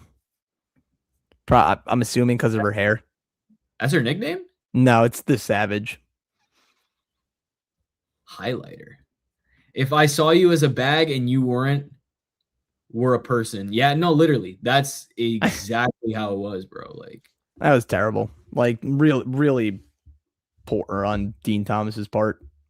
Right? Like, I look, I understand the people that took Jillian. I was a little afraid to. I didn't bet on this fight at all, but I thought Mackenzie was just kind of gonna outclass her everywhere. And highlighter is a D-Gen bet term. Sorry.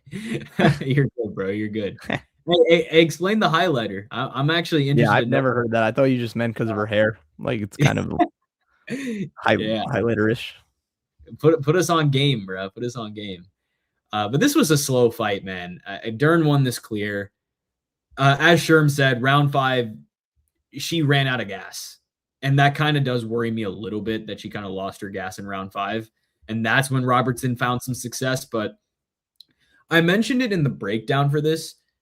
If you don't have pop in your hands, if you don't have power in your fists, you are not beating Mackenzie Dern. Like, it's just not going to happen.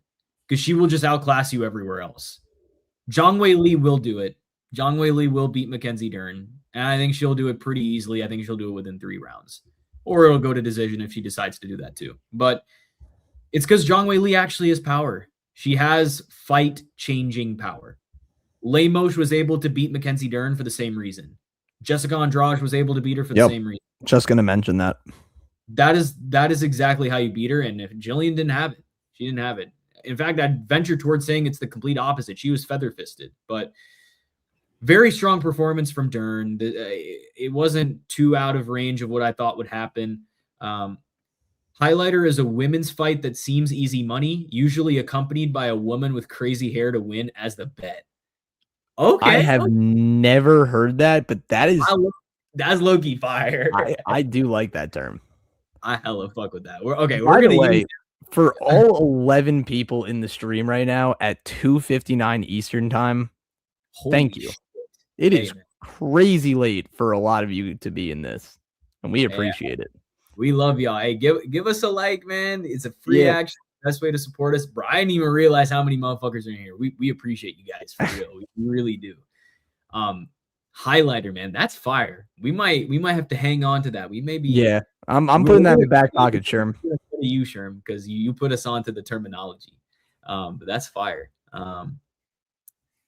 I guess in terms of the matchmaking, again, Zhang Weili, Mackenzie Dern. If you're not going to go the Zhang Weili route, do you push Fatima Klein into this opportunity? Do you push a Tatiana Suarez into a title fight? I'd go Fatima Klein, to be honest. I would too. And I think she's a good name to kind of put in there with Mackenzie. But I want to see Zhang Weili. It's got to happen. It's got to happen, y'all. Jillian Robertson, I guess you do Jillian Robertson versus like a Tatiana Suarez. I'm guessing it's where you kind of go from here, but it's a little bit tough. Again, fuck Dean Thomas for that. I just don't agree with that whatsoever. That he was very, very lame for doing that. We don't encourage that behavior. We don't. Nope. All right. The moment y'all been waiting for. 3 a.m. on the East Coast, 2 a.m. Central Time. The main event, Islam Makhachev, Ian Garry.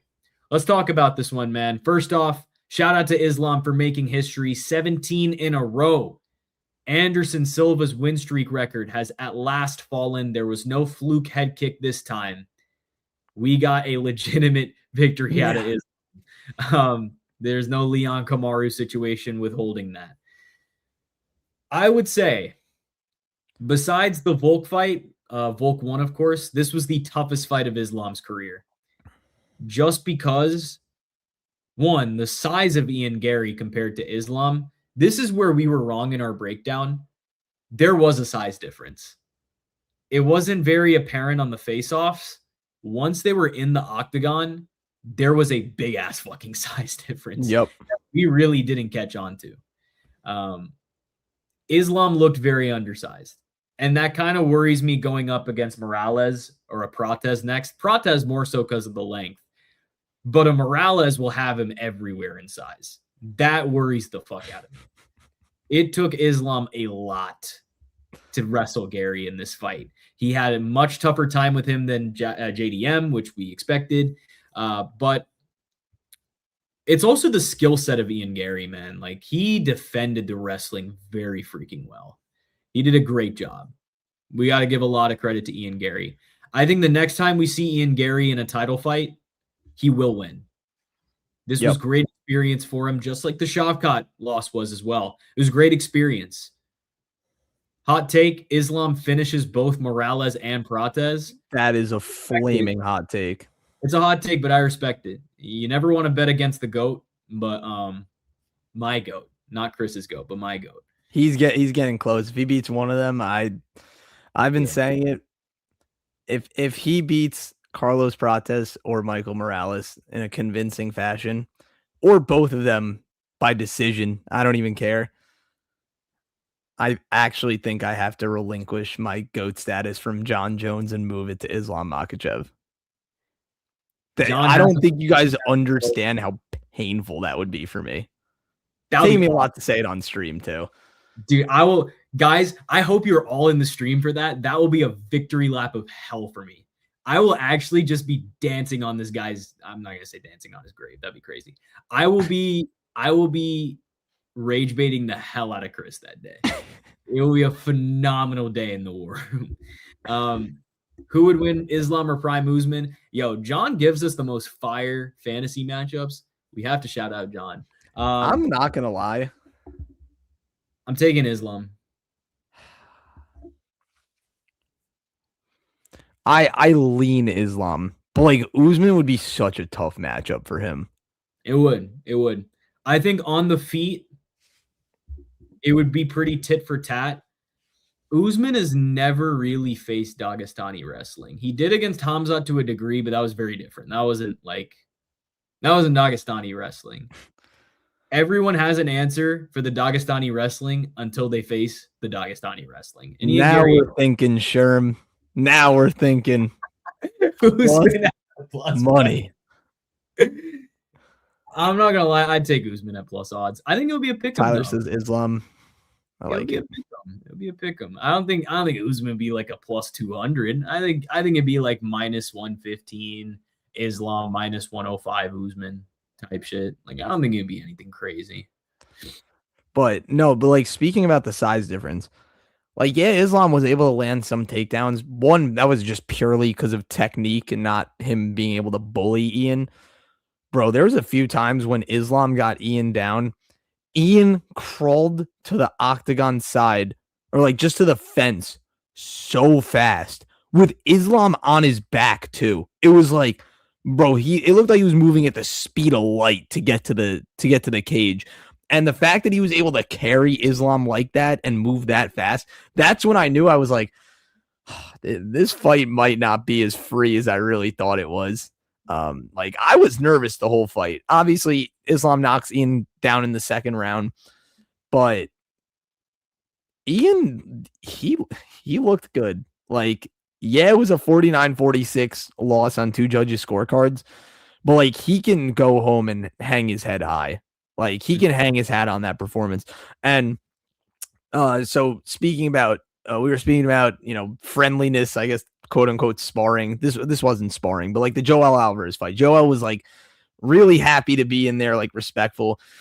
I think Ian needed to have a little bit more animosity for Islam than he did because, there's a different, like, yeah, you don't have to hate the guy, but like you should not be hugging at the end of every round.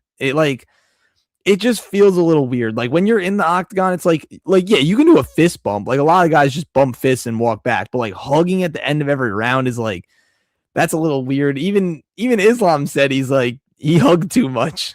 He hugged too much. Like you have to have that level of animosity to really go out there and, be that guy to KO Islam or just have more success than he did. But the one thing I will say about Ian Garry is his post fight interview in the octagon. He was a class act. He really was. He said, I had the best camp of my life. I have absolutely zero excuses. Islam was 100% better than me.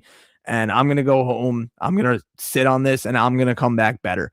Like he said it, like he had no excuses. And I think that will make him better as well. Cause the fact that he can internalize that and like it seemed very genuine. He wasn't just saying it to like be that guy. It seemed like he fully like embraced that and he's going to use it as fuel to the fire. And yeah, like you said, I think as long as Islam's not standing across from him the next time he gets a title shot, I think Ian Garry's gonna have a really good chance to become welterweight champion one day. Well, I think in a rematch, I'd honestly take Garry. I don't know. I think I'd still have to take Islam. I would, bro. I think he had the blueprint for it. Like if he doesn't get dropped by the head kick, then Ian could have very well won the fight. Yeah, could have. I think no matter who it's against, I think Ian wins his next title fight. I was pretty damn impressed. By the way, sick sequence from Islam, but with the cross into the head kick as he was moving away, beautiful. That was OD.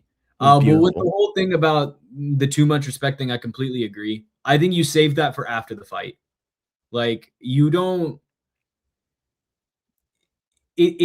I know you're trying to play mind games and shit, or you may be going on the flip side and you may just be trying to show respect because it's Islam, but like, just save it, bro. It just comes off corny. It comes off very corny. Yeah. And it comes off weird. There's no need for that. Let's check out some of these chats, man. I've seen people saying Islam would submit Strickland. Hell no. Hamza couldn't do it. Islam's not doing it. Yeah, he's not doing it. I think Ian showed that his frame is the key to beating the Dagestanis. If he was less lanky, his right arm to back under grab to keep position doesn't exist. Yeah, I agree, man. It is the frame. We underestimated the size greatly, and we will always admit that. This is for you, Chris. What does Islam have to do to be the GOAT? I said it a little before. If he beats Prates or Michael Morales in a very convincing fashion, probably just one of them, I'd lean to say that he is the GOAT. If he beats both of them by whatever fashion, decision, knockout, sub, I'm claiming Islam as my GOAT. So just one of them or both of them? If it's one of them, he has to finish them.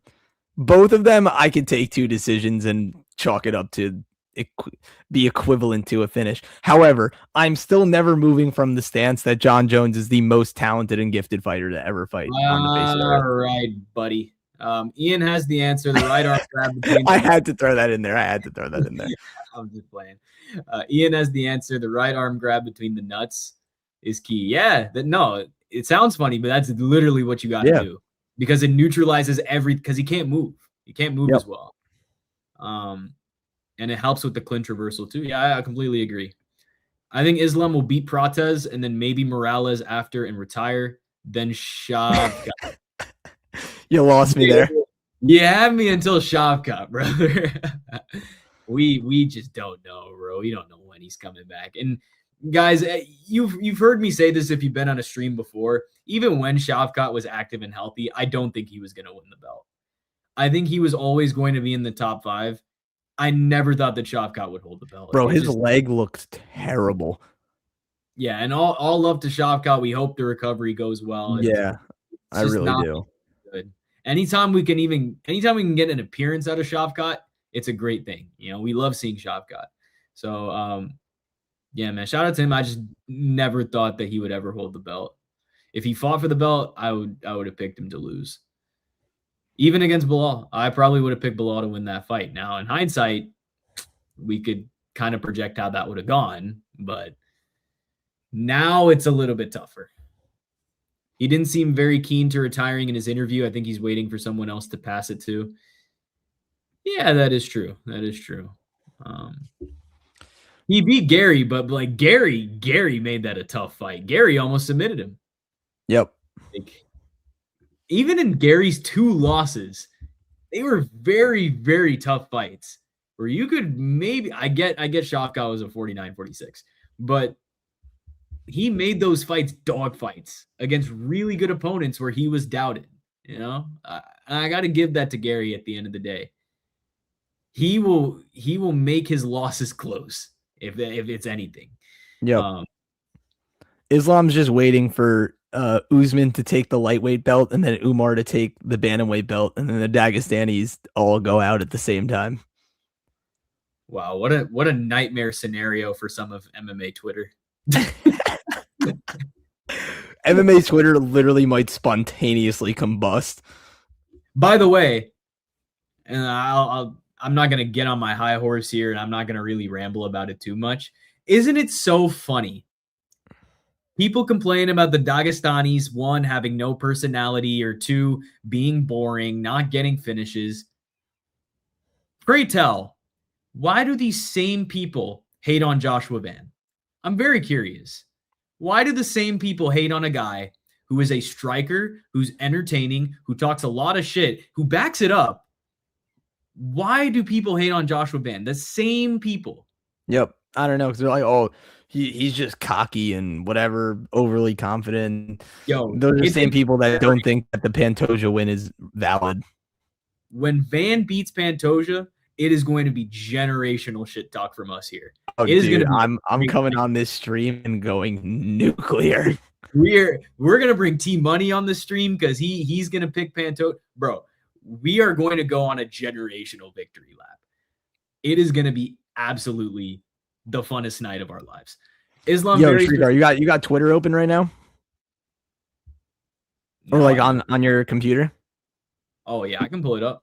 Look up my Twitter. Schroyer okay, Chris _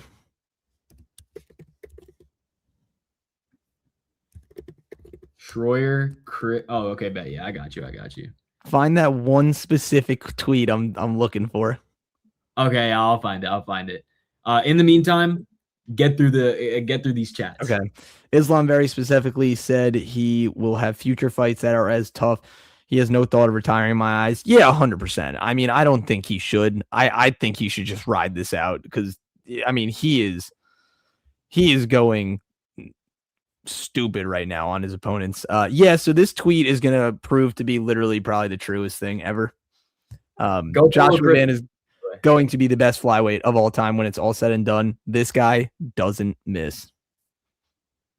And he said it before too. Well, I don't think he ever said best flyweight of all time before, but we've never picked against. I said he was going to be champ.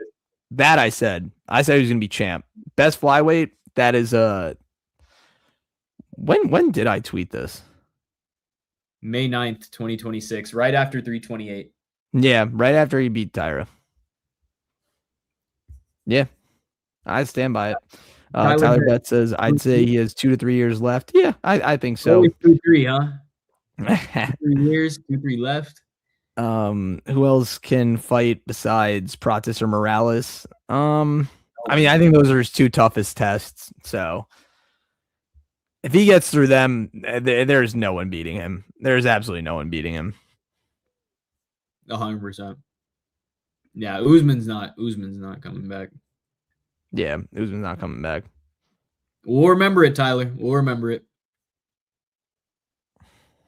In his best attire, just making the yeah, they got the PFP. Yeah. Shout out to the PFP, man. Yeah, bro. I had to look good. I had to look good for when people look at my Twitter. Let me just a little zoom in on the. Oh yeah. Yeah, come Shout out on. The Syracuse Mets. At the Syracuse Mets game, bro. Come on, man. Shout out the Syracuse Mets. Stop playing. Yeah. had to stun on him, Sherm. Had to stun on him. That's so tough. But yeah, no, I mean, Islam is undoubted. I mean, in my opinion, obviously you guys know I'm a John Jones fan. I guess maybe more than that, but Islam is undoubtedly too for me. Like he is. I think even before this, he passed GSP. But yeah, he really might be the GOAT when it's said and done, if he's not already right now. So that's all I got to say. That Shrikar knows how much it pains me to say that. Like that, yeah. You might as well just stab me and feel the same. All right. For the 12 people that are in stream right now, well, now 9, we have some serious business to talk about. We're not peacing out just yet. Stick with us here because we have a serious question to ask the chat. We are thinking, and we're letting you in on our plans here. This is the perks of being in stream. We are thinking of rebranding. We are thinking of not going by the War Room anymore. We are thinking of changing our name. We want to gauge your guys' reactions first before we make any brash decisions. We are thinking of changing our name. We're not going to reveal what the title of the name is. If you want to drop any name ideas, drop it in chat. Oh, dude, wait, I have a perfect one. The Joshua Van Fan Club. All in favor of the Joshua Van Fan Club, say aye. Aye. No, but for real, if you guys have any name ideas, drop it in the chat. Let us know if you want us to change our name. At the very least, a rebrand is happening. It could be a slight tweak to our name. It could be a big tweak to our name. But we wanted to give you the transparency from creator to the people who watch us. We wanted to tell you now, just so you're not thrown off guard. We may always be the War Room to y'all, but things could change. Things could change. So if you have any ideas of what you want us to do, also you can reach out to us. This is a good time to plug our Instagram. Yep. Hit us on our DMs. at War Room MMA Pod. If you want to go to our Instagram, follow that, by the way, because we're very active. I can see a rebrand. I think a short name for live streams will be beneficial. Okay, bet. Yeah, we can do that. I like that, Sharon. Thank you for the input. Do you have anything for the channel name? Like, do you think the channel name should change, or do you want to keep it as this? Or at least if we were going to change it, don't veer off too much from what it actually is. Because we could keep the War Room name and make it a little different, or we could transition off of War Room completely. Van Stance. Yes, now we're talking. Now we're Van talking. Stance. Okay. It is in consideration now. We are the Van Stance, if you can't tell. Sam is. Here's the thing: we gotta include Sam in this too. I don't think Sam is a Van Stan like we are. Yeah, he's a Pantoja stan. Sam is picking Pantoja, which derails the whole plan of being the Van Stans. Yeah. Now we can do a vote 2-1, majority win. But while y'all think about that, while y'all brainstorm some ideas for us, let's talk about the newest card that was announced, UFC 333. We have the official announcement, Movsar versus Volk as our headliner. First off, the odds have already come out. Volk is minus 115. Movsar is minus 105. We are hammering the hell out of Volk. Dude, I'm single-handedly moving the line in Volk's favor. He will be shifting the line towards Volk. I cannot believe this is a pick'em. I thought Volk would be like minus 200 and Movsar like a plus 170. I think Volk should get this done pretty easily. Time out. When did Movsar get a haircut? I feel like this was like his OG like haircut. Yeah, it might be. Photo. That was like the most niche thing to ever notice out of the whole fight card. Yeah. Who you got for RoboCop versus Fluffy? So our predictions are going to come out this weekend, but since you asked so nicely, right now I'm leaning towards Fluffy getting it done at home in Sacramento. The big key is avoiding the onslaught that RoboCop is going to bring in the first 2 rounds, but this is going to be a y'all must have forgot moment for Fluffy, I feel. The odds on RoboCop are very tempting, so it could change. But what are the odds? I haven't even looked. RoboCop is plus 145. Oh, yeah, RoboCop by body hook, knockout. Now, I think if Fluffy can weather that storm, he is going to wear down RoboCop over 5 rounds. At least that's what I'm initially thinking here. Everyone's kind of attached to the Strickland loss, and I get it. It's a very recency bias thing in MMA. I think Fluffy should wear down and we've seen RoboCop gas out in a 5-rounder before. Just look at the Jared Cannonier fight. So that scares me a lot because the biggest blueprint we have going into this fight is the Jared Cannonier fight because everything else is a 3-round fight for RoboCop. So Tyler's going with the RoboCop W. Fluffy and Tyler. Nah, Fluffy's still that guy, low key. Like, he's still really good. Fluffy should win. RoboCop gets clinched a lot and eventually gasses. I agree. Yeah, and Fluffy does have a good chin. He does have a good chin. But he does not have a good body chin. He folded to body shots, which anyone folds to body shots. But he's durable. He's still durable. And he will put a pace on RoboCop that RoboCop has never seen in the UFC. I think that's a big deciding factor here as well. RoboCop KO round 1 or 2. If he's going to win, that's how it's going to go. That's exactly how it's going to go. But we're going to have our full picks for Sacramento out for you guys this week. We'll get it in early for y'all. This is a great card, by the way, Sacramento. Yeah, it's going to be sick. This is going to be a sick fight night. I'm very excited. And we can't wait to get a nice little recovery going on the betting side too, because obviously 330 rinsed our fucking pockets. We need a get back. Sacramento is the card where we get back, y'all. So, keep an eye out for the bets too. It did not rinse me. This guy made it out by the skin of his teeth, bro. No, literally, bro. I was like, bro, my clothes were ripped to shreds, but I somehow got out of the jaws of the hellhound. Right. Co-main event for 333 though. We'll keep discussing this card. Jan I'm and taking Merab. Piotr. I'm undecided. I'm taking Piotr. Oh no, I'm biased towards Piotr though. We are getting Piotr at minus 165. Can Piotr finish Merab? Yes. In a 5-round fight, I think he can. I really think he can. I mean, this is a fire co-main, by the way. I'm very excited for Jan and Merab.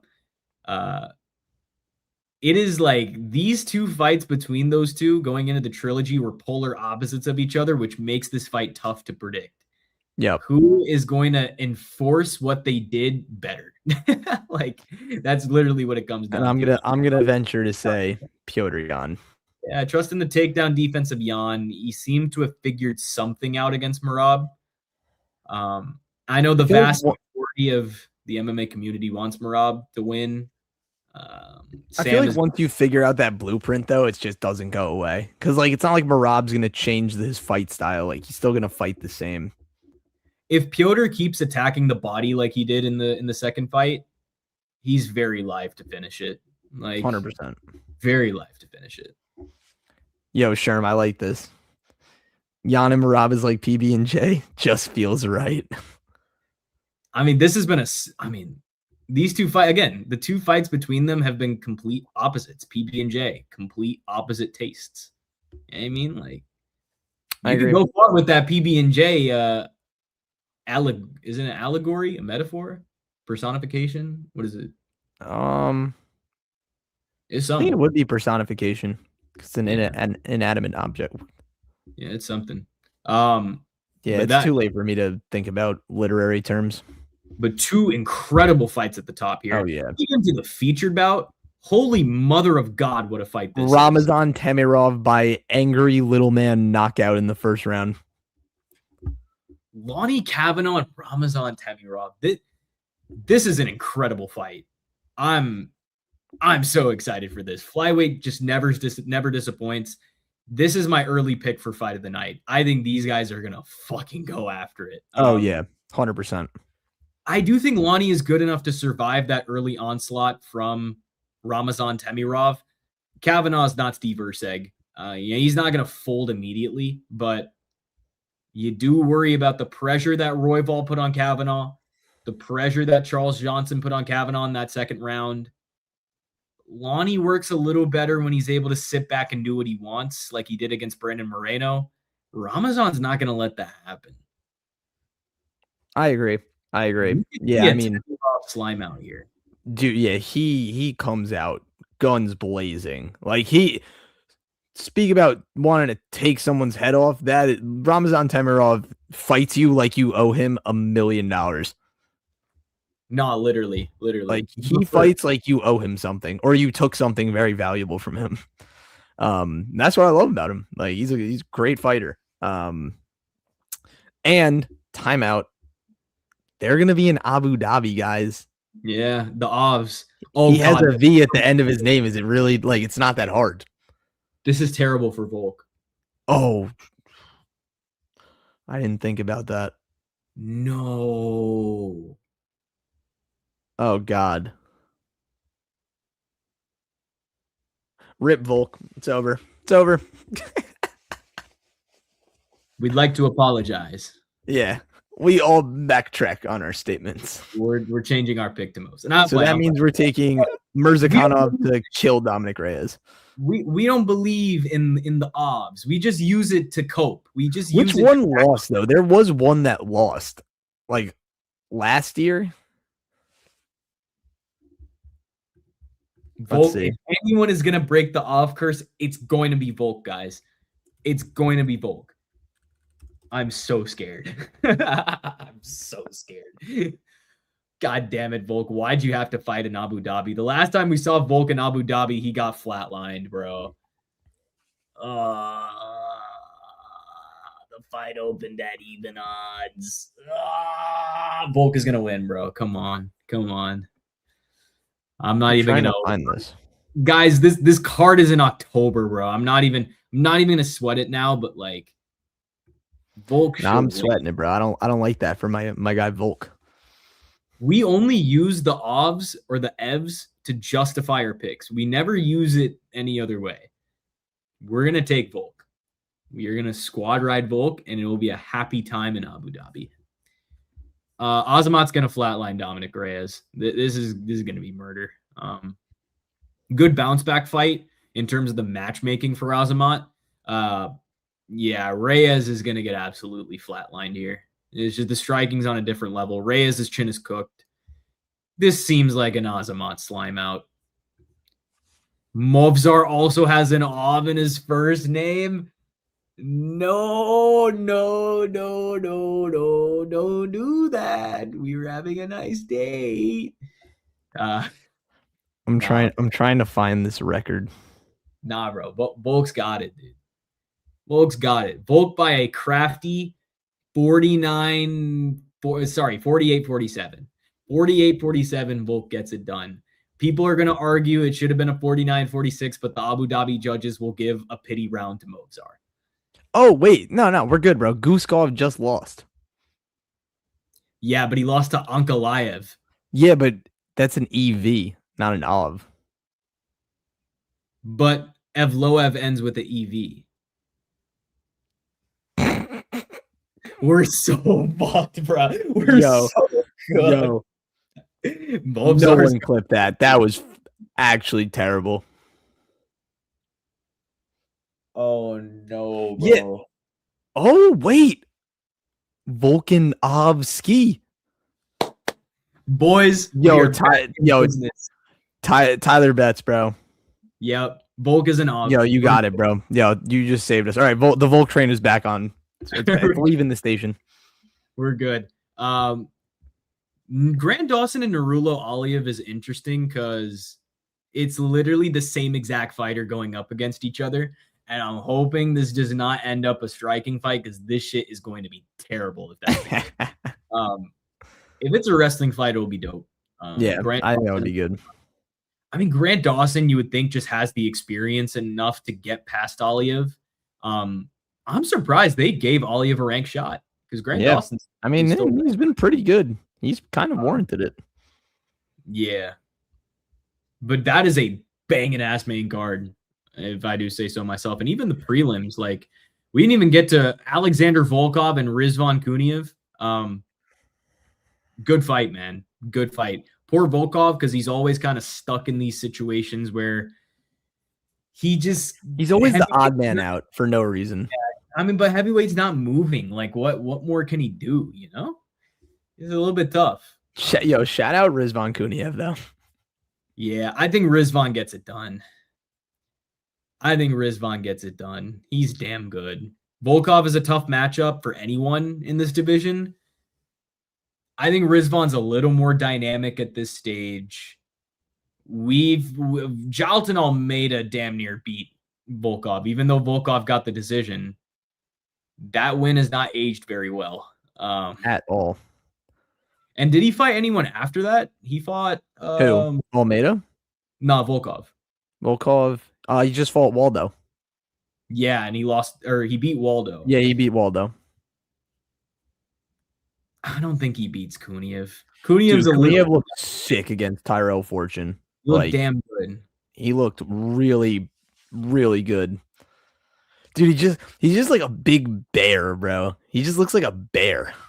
No, he's just a big blob. Like, he's just one blob moving in like a dude, but it's so hard. He just like engulfs you. Literally, bro.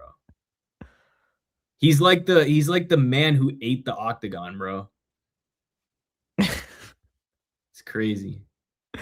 We can't. Okay, during fight week, we're not calling him Volkanovski. As a collective, we're all calling him Volkanov. That is the only way Volk wins this fight. Yep. It has to end with OV. Or he can pull a Muhammad Saeed and change his name to Volkanovskiov. Alexanderov Volkanovski. No, Alexanderov Volkanovskiov. Yo, that'd be so comedy. I I'd want to see him do Or that. wait, he could also switch around some letters in his name and make it Volkanskyov. All right, now we're reaching. Dude, I'm so stupid. It's just okay. for this fight and then change it back. Yeah, literally just change it back. Bro, honestly, will Mohammed Saidov changing his name to Saidov go down as one of the biggest money moves ever in UFC history? That was a money move to the max. Like, we can't even there's nothing else. Like, what could have possibly influenced that? Alexander Machado Volkanov. Oh God. Gotta have the X's last name in there for sure. Where is the other Apex events that were announced? Okay, well, we got a couple more Apex events that were announced. We have freaking Raoni Barcelos versus Raul Rosas in the Apex in a 5 round. That might be one of the shittiest main events ever. Yeah, you know why? You know why I thought it was bad at first? Because Sam said it was a banger main event. As soon as he said that, I'm like, this shit is ass. Of course he would like Raoni Barcelos and Raul Rosas. I will put literally every dollar I have in my bank account on Sam taking Raoni Barcelos. Yeah, of course he's gonna. Dude, I might take Raoni Barcelos. I probably will too. I mean, when is the last time? Have we ever seen Raoni Barcelos in a 5 rounder? We've never seen Rosas in a 5 rounder. I don't think so. So I guess that's the one intriguing part about it. Yeah, I'm not that excited. And then we also have Gabriel Bonfim versus Sean Brady. And actually, I think that's going to be a good fight. Let me go to Marcel. Let me go to the GOAT. Shout out Marcel Dorf. The GOAT's got it up. This is vicious, by the way. I don't know why they chose to do this. Oh yeah, dude. They actually want Krylov to die. Krylov's dead. He's a dead man walking. Abus and Cam Rouston. That's a good fight.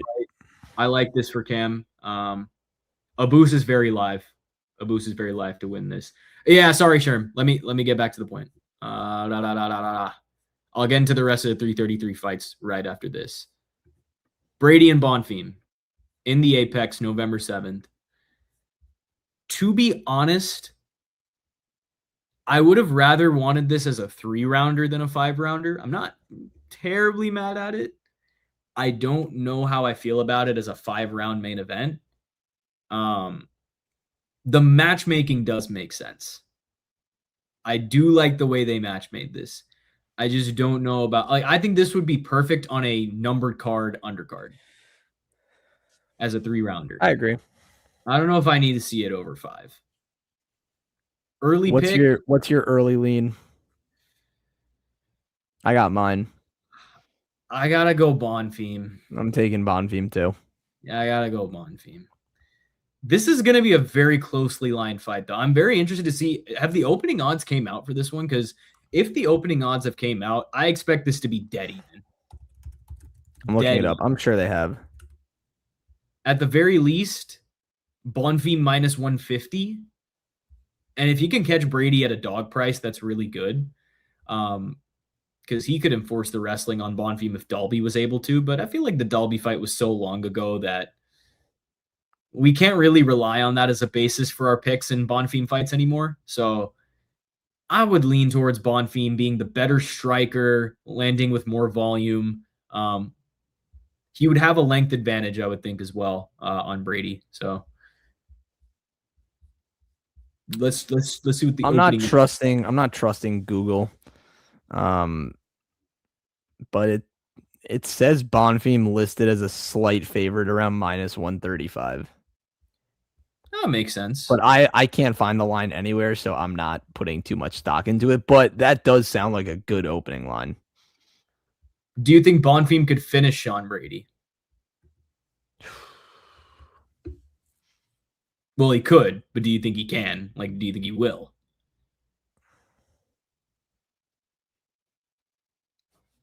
I think he'd knock him out. I'll say Brady makes it all 5. He could.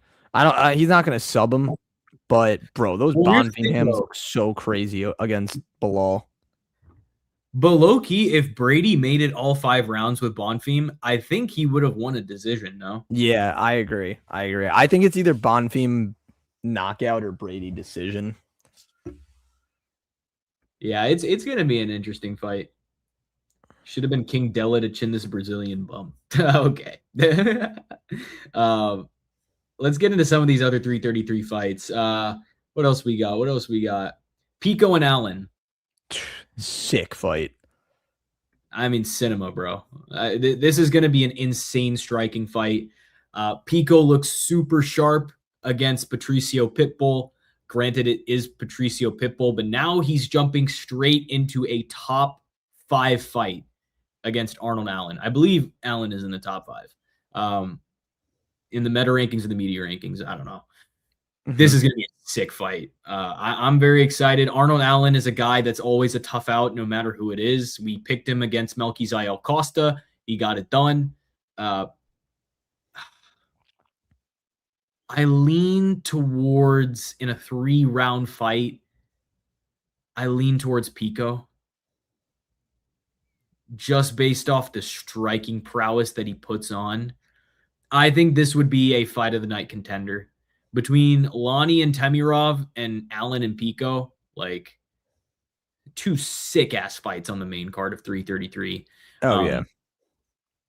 Pico gets glassed or gassed, King Cara France. Welcome to the chat, by the way. Yeah, well, what's up, King Cara France? I'm assuming glassed in terms of he gets absolutely slimed out.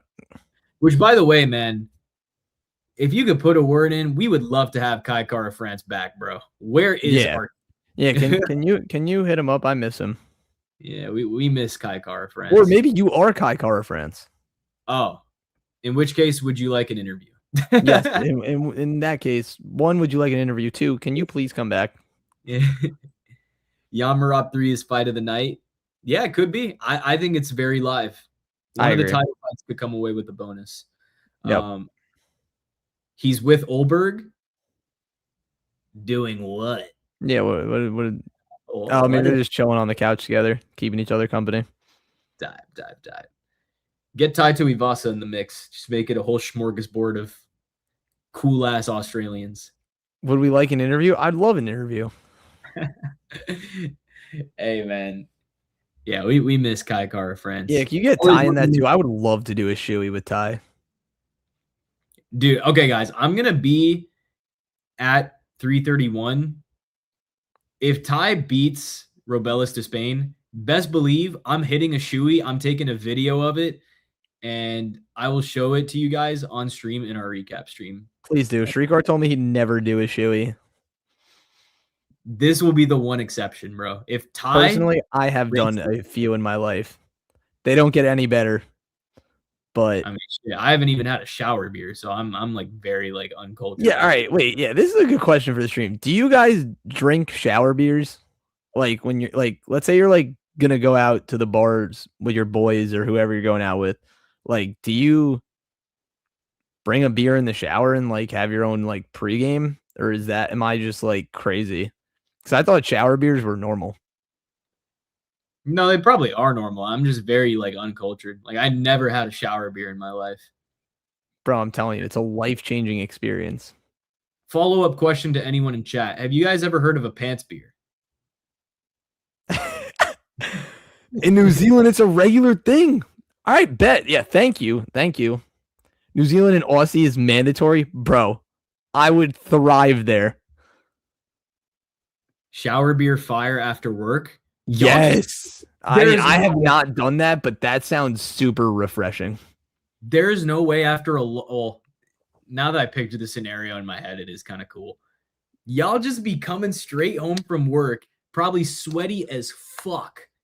Hop in the shower and have a shower beer. That sounds really cool, actually. I want to do that. I'm telling you, bro, it's lit. I thought it was going to sound crazy at first. The more I talked about it, I think that does sound kind of fire. All right, yeah, no. So, better question. Have you guys ever heard of a pants beer? That's what I call my ex? A shower beer? Yeah, shower beer? It's a sick name. Shawty a shower beer? I do hard drugs, not alcohol. Right on. Shit, I guess that's a mad respect. That Bro is said mad respect. Oh, you Yo. call her pants beer? Oh. Oh. All right, so you guys know what a pants beer is? It's when you literally just pull your pants out and pour a beer down your pants. I have not personally done one, but I have been in attendance for a few of them, and that shit is hilarious. Shout out to Ryan Stevens. Shout out Stevens, bro. Pants beer is crazy. Dude, yes, it is funny. I would never do it, but like I'd have to black out to do that. Nah, nah, dude. You couldn't pay me to do that. That's just like a waste of a beer. Oh, you could 100% pay me to do a pants beer.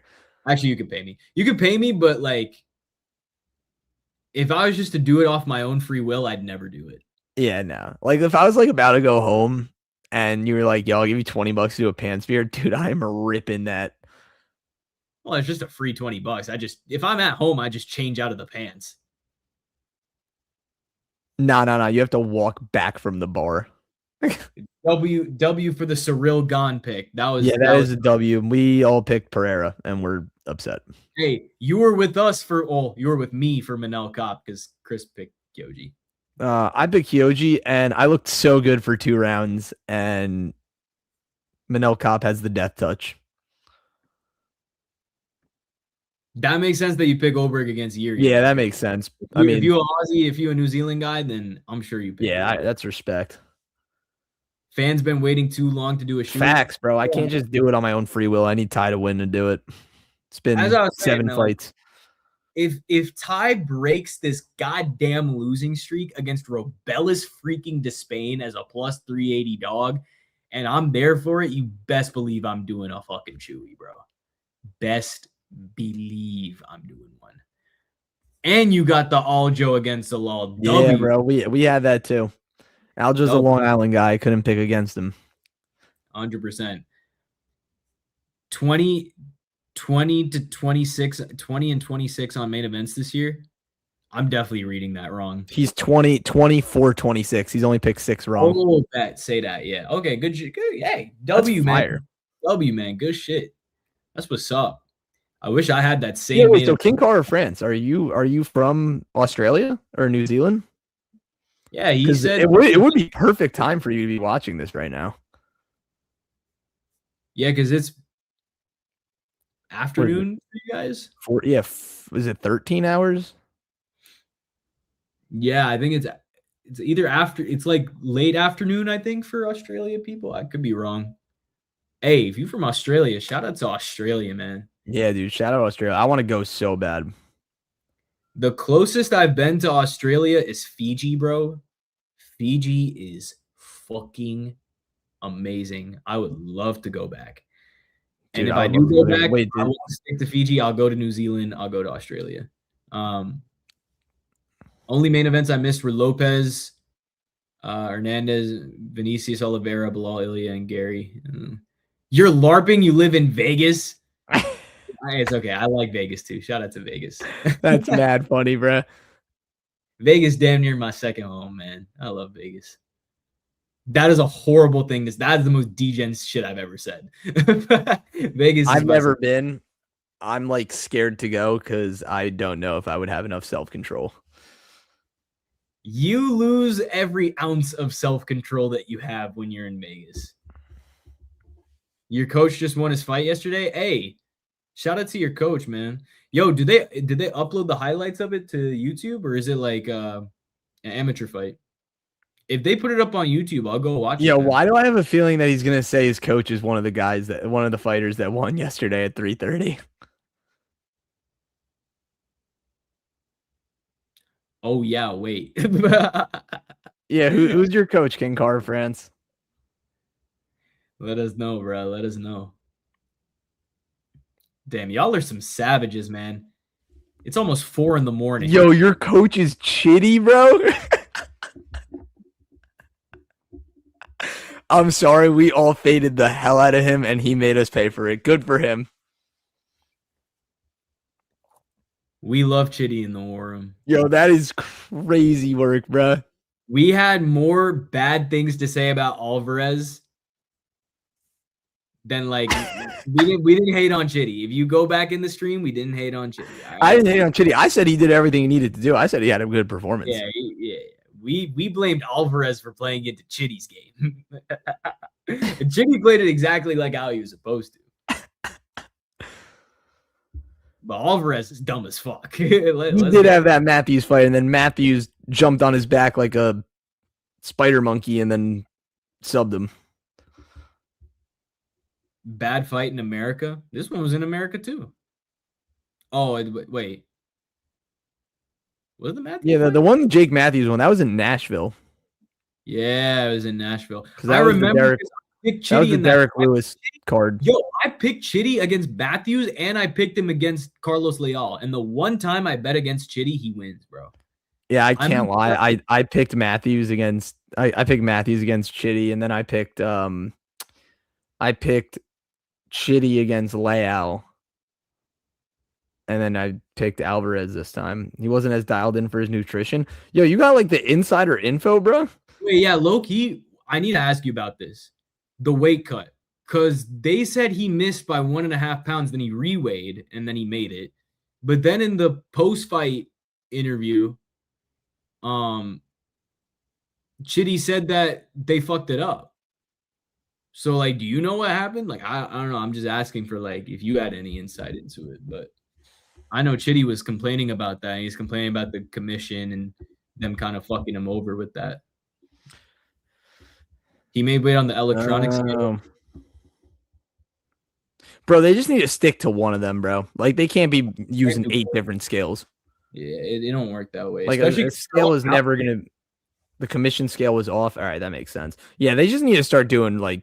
They need, like, an industrial scale and just have everyone weigh in on it. Because it's like, bro, not every scale is the same. Spent every day at the PI. Good. No, I'd love to hear that. I'm hammering Chitty next time. I will fade him just so he wins, bro. Just so he can get a dub, I'm a fade him. Hey, man. UFC protein. Big P. I know something about that protein diet, bro. Shout out to the protein drink, right? Pushing P. We pushing protein all day, bro. Dude couldn't afford to lose. Yeah, that's dope, man. That's dope. Shout out to Chitty. His brother, Anthony, my other coach. Oh, shit. Oh, that's fire. I didn't know he had a brother. The familial connection said he was never more locked in for a camp all around in his life. Oh, he would have killed Jeff Neal. Yeah. He would have smoked Jeff Neal. Well, low-key, if that fight was going to happen, I was going to pick Chitty. Yeah, I was picking Chitty in that fight 100%. And if they rebook it, much to the chagrin of you, I'm picking Chitty. Neal would have got smoked, bro. Especially so soon after the Medic fight, bro. He would have been fucked. Is his brother as big as Chitty is? Because Chitty's a big guy. He's tall as hell. Yeah, that motherfucker's massive, bro.